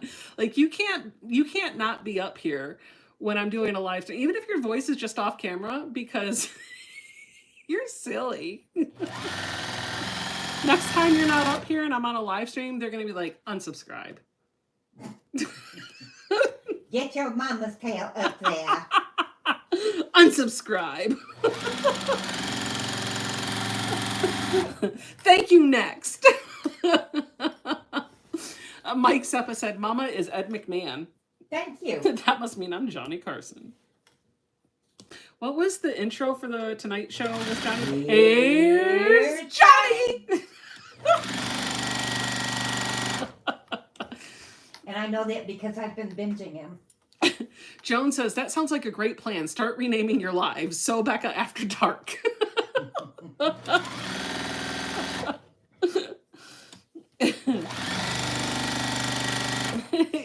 After Dark might be relative, right? It might be noon. Who knows? The content might be After Dark. Welcome to the dark side of Becca. Laura said, OMG. I took a nap, woke up, and jumped into this. What the heck is going on? Here's Johnny. Here's Mama. Luane says, Mama got her farts under control tonight. LOL. Yes. But I believe I could push one out if you Oh really gosh, want. don't. Please, we don't need. Oops, just did. So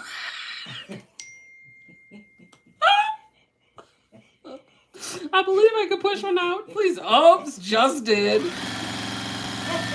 Take a whiff of that one. It shouldn't be because I had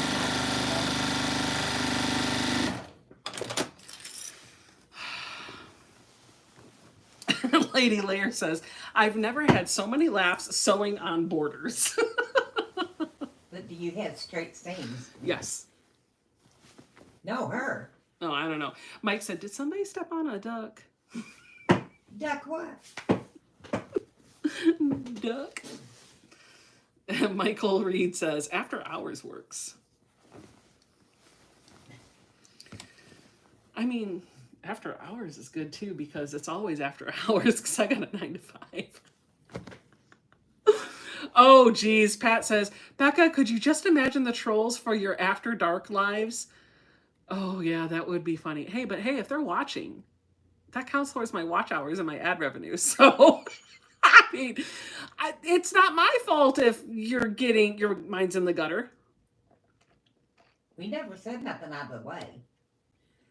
I never said what I meant by after dark. Oh, wait. Sewing after dark. Mm. Oh gosh, Mom apparently has a whole thing though. It's a good smoothie. Yeah. I always have a hard time when I go get a massage. Because you remember that episode of Friends where Phoebe... Okay, so there's this episode of Friends where I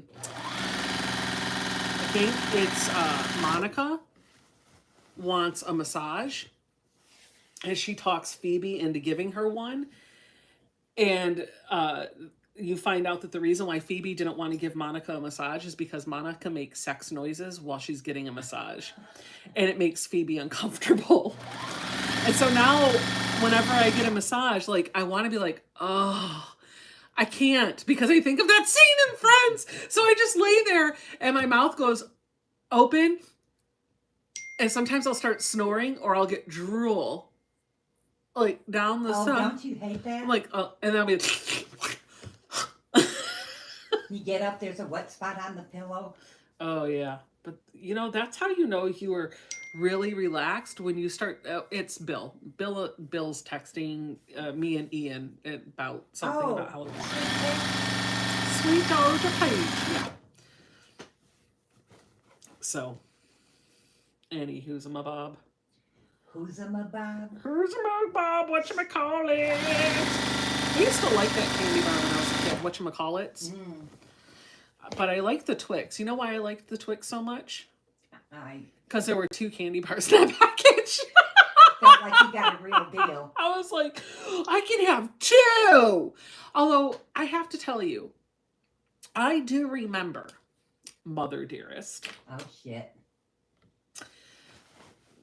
You just said a bad word. I did. I remember one evening where I was watching the Muppets. You let me stay up to watch the Muppets. And there was a chocolate Hershey's bar that you let me have some of. And I remember it was a big chocolate Hershey bar. I want to say it must have been like a king size or whatever, but you didn't let me have the whole thing. You had let me have a little bit, and then you wrapped it up and set it on the table next to the lamp. I remember you seeing it I go there. have no idea. What No, you're let me talking about. finish. Let me finish. And I said I wanted more, and he said you can have more tomorrow. You're not having more tonight. And so, like a good girl, I listened to my mom. And I remember I went to bed and I wanted that Hershey bar the next day. And I woke up and that Hershey bar was gone. I wonder who ate it. I'm sure it was you or Dad. But I was like, I did my part. I listened. And she ate my chocolate bar. Actually, I thought it was Dad. I was like, my dad ate a chocolate candy bar. Oh my gosh, I tell you, so there is this trend with Easter baskets, and maybe it still happens. There was this trend with Easter baskets that after Easter, you would tell your kid, and you would record it, that you ate all of their Halloween candy. Halloween candy? Or sorry, maybe it was Halloween. Yeah, it must have been Halloween. But you ate all their candy, whether it's Easter basket or Halloween. I think it was Halloween. And so Zoe went trick-or-treating, and she's never really been a big chocolate fan, but she does like some candy. And so she's different now, but then it was really bad. So this morning, she likes Reese's peanut butter cups. That was her thing, right? Yeah. So she really didn't care about anything in there, but she wanted the Reese's peanut butter cups. And so I was like, oh, I'm going to play this trick on Zoe. I'm going to play this trick on Zoe. So Zoe gets out of her room and she comes into the front room. And I said, Zoe, I'm so sorry. I've got to tell you something. And she said, okay. I said, promise not to be mad at me. And she goes, okay. I said, I ate all your candy. And she stopped and processed for a moment. And my daughter said, even the Reese's peanut butter cups? And I said, yeah, even the Reese's peanut butter cups. And then she said, but Mom, your belly's big enough already. To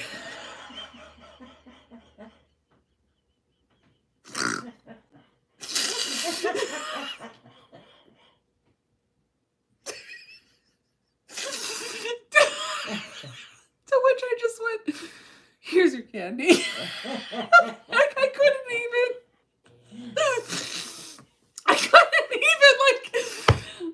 point match, game set match, like just go. Just go. Oh. But Mom, your belly's big enough already. Oh, that's funny. Oh, it was so good. I couldn't even be upset. Like, I was just like, Oh. Well done, kid. Well done. And then she did say, that's okay. She was willing to forgive me. So I was just like, okay, I didn't really do it. I was just playing a joke. And now I look back on it, I'm like, that was cruel. Maybe I shouldn't have done that. I'm air sewing. Again? I'm air sewing, but not that far back. The machine came unthreaded. Oh no, the machine did not come unthreaded. Okay, no, I wasn't air sewing. But I must have been for like the last couple inches because there's no thread in my needle.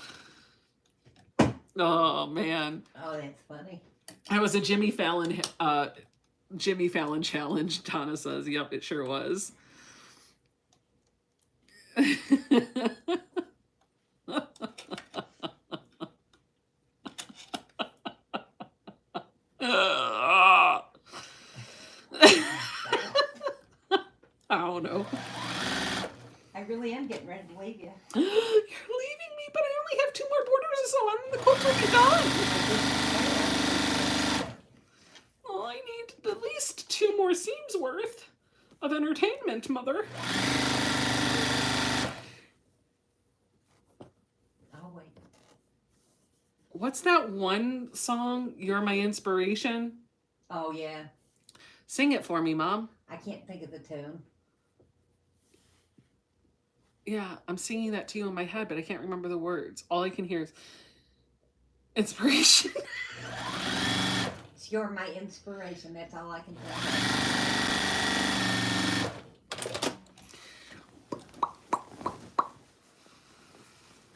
you. Don't go, Mama. Was that my sweetheart Mike? No, that was Paula Whedon. Oh. Jenny Rosario says, "Stop! I can't breathe." I tried to leave and she won't let me. Melissa says, "You never know what you're going to get when you stop by Becca's channel." I mean, that's not wrong. I mean, we could also call the channel, we could call the live streams Sewing After Hours, and then we could rebrand it from Becca to the Unpredictable Quilter. Sometimes I'm polished and professional, and other times I'm over here like, y'all, Sister Wives, did you see the finale? Did they ever? Is that still on? There's another season coming, but that, like, it's not actively showing a new season right now. I thought everybody left him.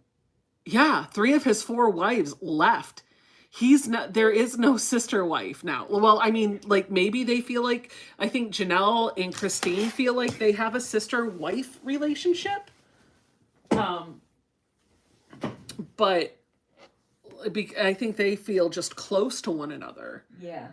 Whereas the others, like Mary's just kind of like out there on her own doing her own thing. And the only one left married to Cody is the new wife that he took at the start of the show.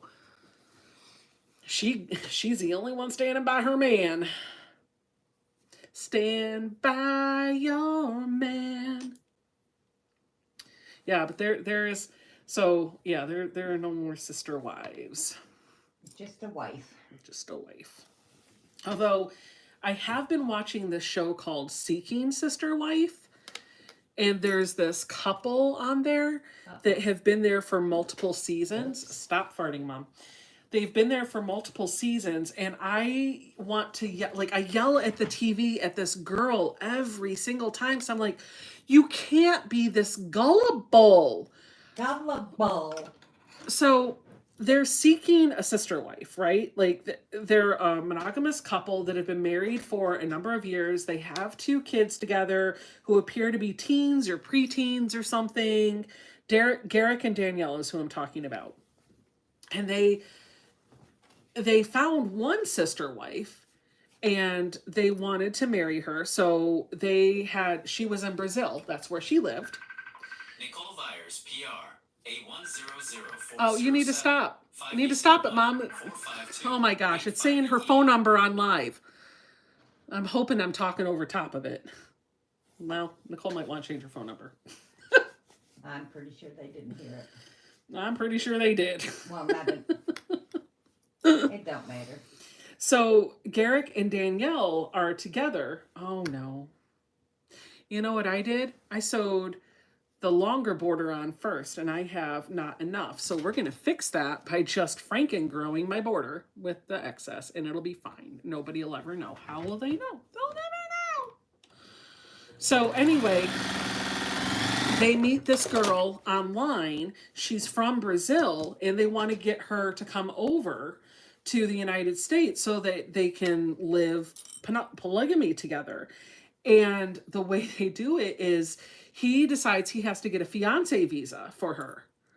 So he divorces his wife so that he can get this fiance visa. And so they go through this whole thing of courting her and testing her out. And then at the end of one of the seasons, her name's Roberta. She decides she's not coming. So, okay, fine. That was at the end of last season. It didn't work out. She didn't make it here. She backed out. They broke up. So this new season comes on, which is the new season that's airing right now. And they're right back in the thick of it with another potential sister wife, also from Brazil, also with no citizen papers for here at all. Like, and I'm just like, didn't you just have this problem? Right? And so the thing that's infuriating as a viewer is the girl, Danielle, she's taught, like, when she talks, you can hear her frustration in her voice. You can hear how she feels upset, how she feels jealous, how she doesn't feel like this is something she wants to do. Like, you can hear all of that with her. Yeah. But it's still moving forward. And I don't understand. Why are you moving forward if you both aren't in it 100%? Well, so you see on the TV show, and you don't know how much of this is them recording it and editing it for drama or whatever, but when you watch the episodes, she'll be like, I'm really upset because of this or this or this, and she'll tell her husband that, and her husband's like, well, we just gotta trust God that oh yeah, like it's a whole,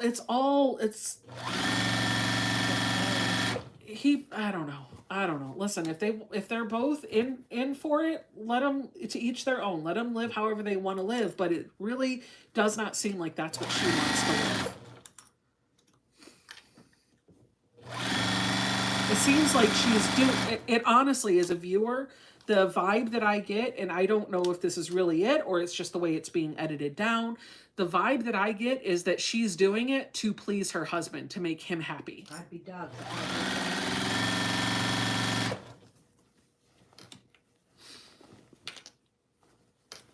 Oh my God, who is Danielle? Another wife? Danielle is, no, not Sister Wives. This is from a different TV show called Seeking Sister Wife.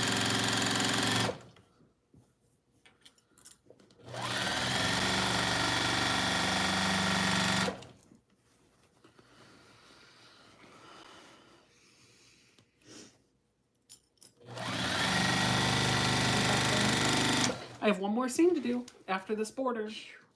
I know. It's infuriating. But listen, you have to just hold on to your horses, little missy.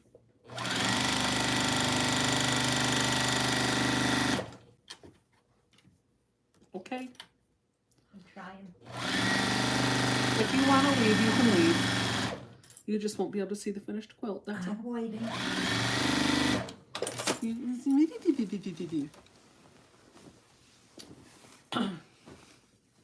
And you can pay it back with Apple Pay. Okay, you gotta tell me how much though. Just send me. 25. Okay. All right, let me grow my last border because this one's not going to be long enough since I messed it up. Where is Brother Husband? Hey, listen, that is a real show. Seeking Brother Husband. That's a real show. I have not watched it. I don't watch a ton of reality TV. You wouldn't know that by the amount that I talk about Sister Wives and Seeking Sister Wife. But those are like the only two that I watched. I did watch a couple episodes of 90 Day Fiance, but I was just like, you know what? It's stupid. Well, the problem with reality TV is it sucks you in as a binge, but there's not really a lot of real content. It just sucks you in. You're like, oh, I'm vested. And so where they get me most of the time, except for the Sister Wives shows, where they get me most of the time is when the entire season is available, and I'm like, okay, let's binge, let's go. Yeah. And I can just put the whole series or the whole season on and just go with it. But there's something about the polygamy shows that, like, I liked watching the Sister Wife shows because I was like, this is interesting to me. Like, I'm not saying I want to be a sister wife. I'm not saying I want to live polygamy, but I liked seeing how, like, they were portraying themselves to be this family that really had it figured out. Mm-hmm. And they were they had 3 wives, and they were bringing in a new wife. And I was like, oh, how is this going to work? How is it going to play out? But as it went on, you started seeing things. You're like, I have to go. okay, I Mom. have to use the bathroom. Okay. Goodbye. Bye. Tell my fan club goodbye. Oh, okay. As it started playing out, there are things that you were just kind of like, I don't know how I feel about this. And then towards the end, you're like, something's not right here. And then it all just blew up. And of course, like, it was like a train wreck. You couldn't not watch.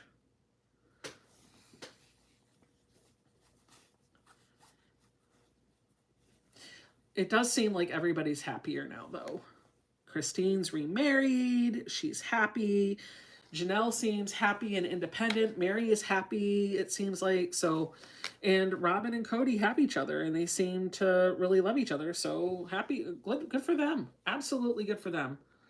I'm sad that everybody had to go through pain and suffering and hurt or whatever to get where they needed to be, but I'm glad that they got there in the end.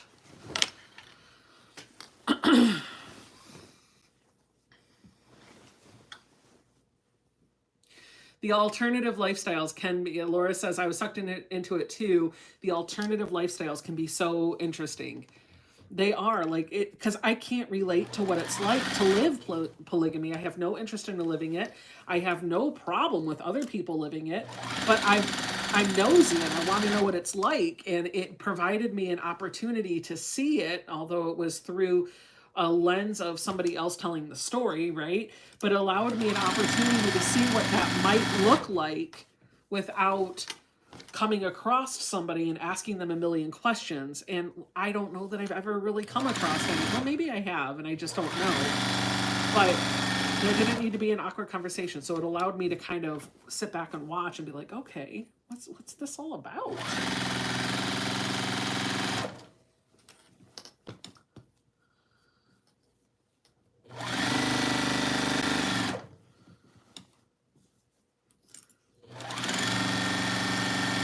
I actually think I had a friend who was in a polygamous, like an open relationship. He had multiple partners. I think he had like 2 or 3 boyfriends at the same time. So I guess technically, but I never asked him. I was like, how does that work? What does that look like? I felt like I wasn't supposed to ask those questions. So I just sat and watched Sister Wives. I don't know. Feels like that's a taboo subject.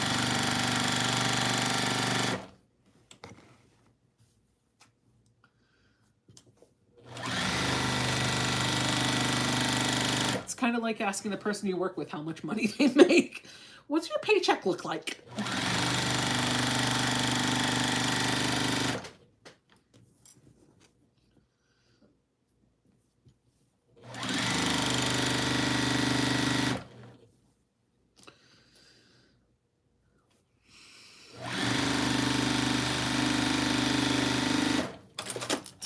It's my last seam. Now I'm going to cut off the excess pieces and I'm going to hang it up behind me. Luane says, I wonder, can the wives not legally married, oh, let's turn that off because that's hard. That little heart is in the way of the chat. Can't see it. There. Now the little heart's gone. Oh no, I air sewed because my needle came unthreaded again, but only for a couple of seconds of it. So we'll just go back. And what did Luane said? I wonder can the wives not legally married ask for spousal support? So Janelle has been talking in her, she's been very public about how she doesn't think it's fair in polygamy because if you're not legally married to the man, you can't get spousal support. Like she's not able, because she was never legally married to him. So maybe you could get like child support or something for the kids, but all of her kids are grown. So I don't know what that looks like. But if they made it legal, like as long as everybody was consenting and it was legal for you to have multiple partners, and maybe there would have to be like prenups and stuff involved so you knew what was happening with all that other stuff, then perhaps it wouldn't be an issue. I don't know. But also, I guess I could argue the fact of like, if you're agreeing to have a union with somebody that is not legally bound, then you know what you're opening yourself up to. You know what you're getting into. Like if that ever splits, you're not getting alimony unless it's agreed to afterwards. Although I really don't think anybody marries somebody thinking, okay, this is what I'm going to get when I get divorced, because, right? Like, that's not what was going through my head when I was getting married. I'm not saying don't protect yourself, but I certainly was not going into it with, okay, this is my get out of jail free card.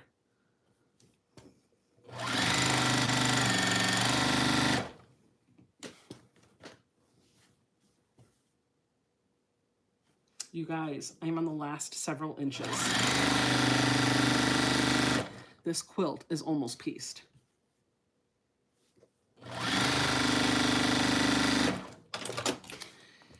did not think I was going to have it done. Oh, Donna said Cody is not on the first 13 kids' birth certificates? Really? Not even, what did he change his name to? Leon? Not even Leon?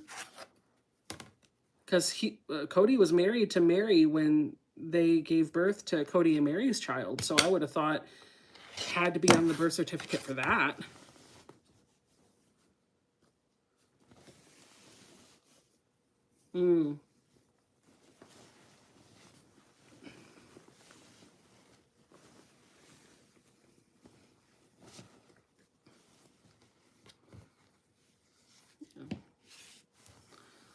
Just Ariel and Solomon? Wow. Hi, Nita.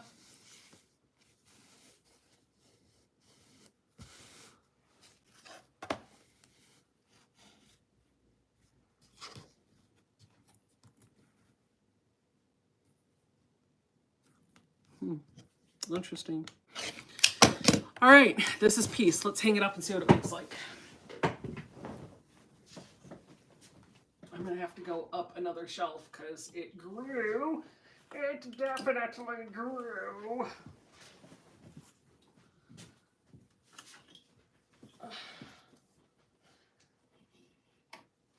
Wow, wow, wow. Let me pivot the camera so you can see the whole thing.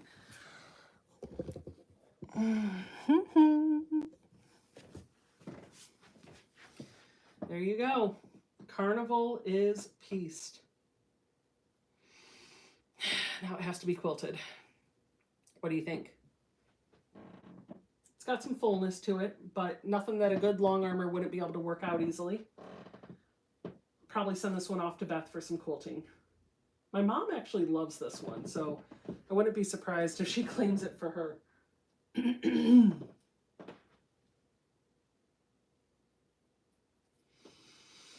This is the moment where I like to just sit back and look at the quilt.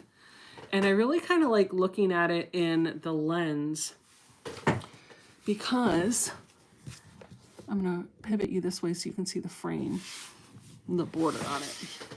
I like looking at it in the lens because I think more of the quilting design stands out at you because you're getting it at that like 30,000 foot level look. So Michael says, Joan wants it. She loves purple. Gorgeous. Auction it off. I would buy it. Outstandingly, exceptionally awesome, Beck. That's a lot of verbs or adjectives. Is that the right word? Gorgeous Ferris wheel. Okay, I could see a Ferris wheel there.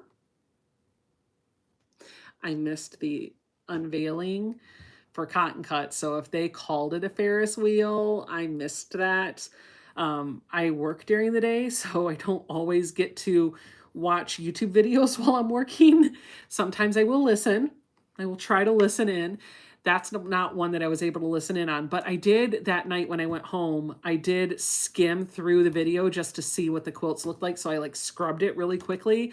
But obviously, since I was just like moving the playhead quickly, I didn't hear anything that they said. So, but I didn't see this one represented. So I'm really happy to have this. I will definitely be posting a photo of it in the Mystery Quilters group. I'll send it up to Paula, who's running the ambassadors, and I'll put it everywhere else, like a nice reel, a nice photo, so that folks can see that it is done, and this is what the large cotton candy from Carnival looks like. So, or a tilt-a-wheel. Yeah, see that too. I feel like they look like spools of thread.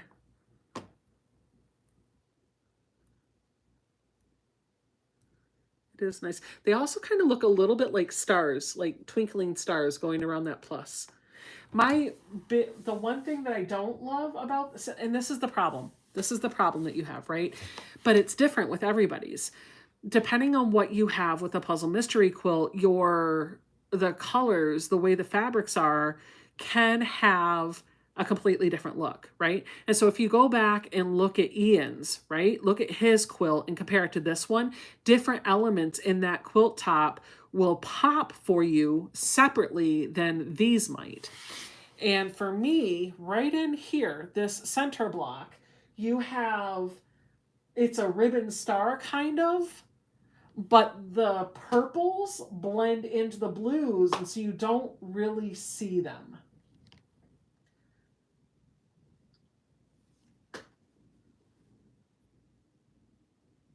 There's not hardly any contrast.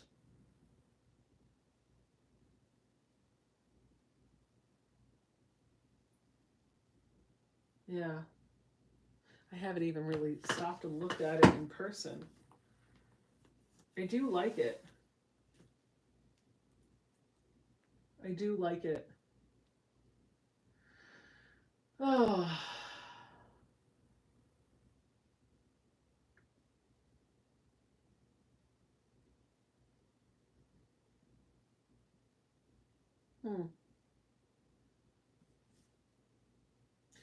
There's just so much movement in it. My eye keeps bouncing around. And I'm going to tell you right now, I'm looking at this and I know for sure there are areas where the points don't match up, the seams don't line up. I've chopped off things and I'm looking at this, and because there's so much movement happening, I don't see it. Oh, well, I see one there, but it doesn't bother me because there's so much going on. Your eye's not stopping on one area.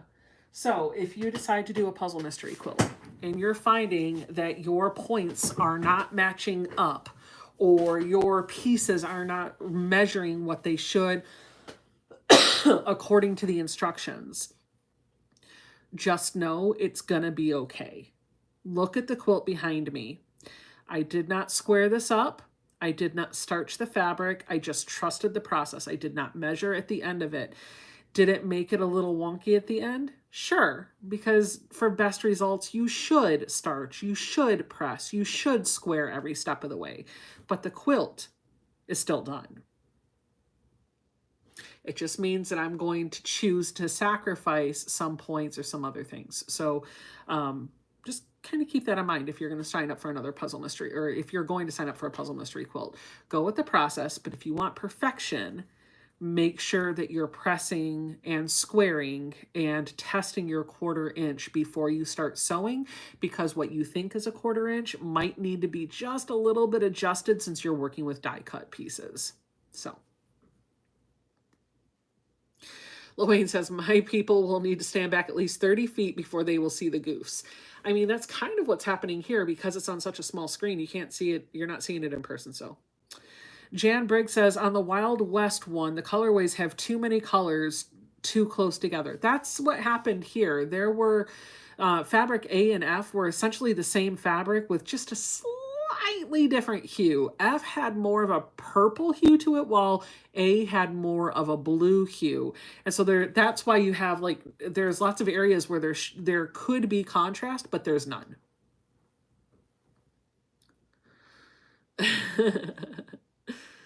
Donna says, if people say anything, unfriend them.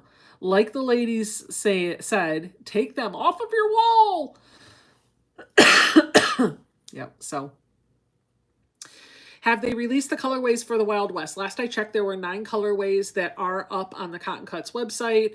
I believe signups for that will open at the end of May, but I don't remember exactly what date. You can check out all the information on the Cotton Cuts website. There are 9 colorways there. I'm not necessarily sure which one I would do. Of the 9 that are there, there's only 2 that I'm really contemplating. The first one is the Purple Batiks. It's by Banyan Batiks, and I'm thinking about that one because it's batiks, and I feel like for a puzzle mystery quilt, the batiks are a little bit easier to work with. The second one would be the Grunge Brights. I've been thinking about that one too, but I don't know. Choi T says, beds aren't made to scrutinize a quilt. Luane says it's May 31st.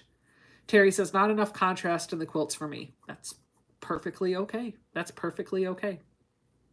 There's nothing wrong with any of that. There's not enough time in this world to make a quilt that you don't want to make. So if the fabric isn't singing to you, if it's not calling your name, find one that is. There's nothing wrong with just grabbing a pattern and sewing from your stash. Shelly says, my cave quilt was low contrast and still came out beautiful. I don't think it's bad. I like it. I like the design element. What I would love to see, and I know it's been asked before, is for now that this is done and the kit is done, I would love to see just the pattern sold. And maybe you wait like a year afterwards and then sell the patterns. I would love to do this as just a pattern with my own fabrics. Like I would like to pick my own fabrics.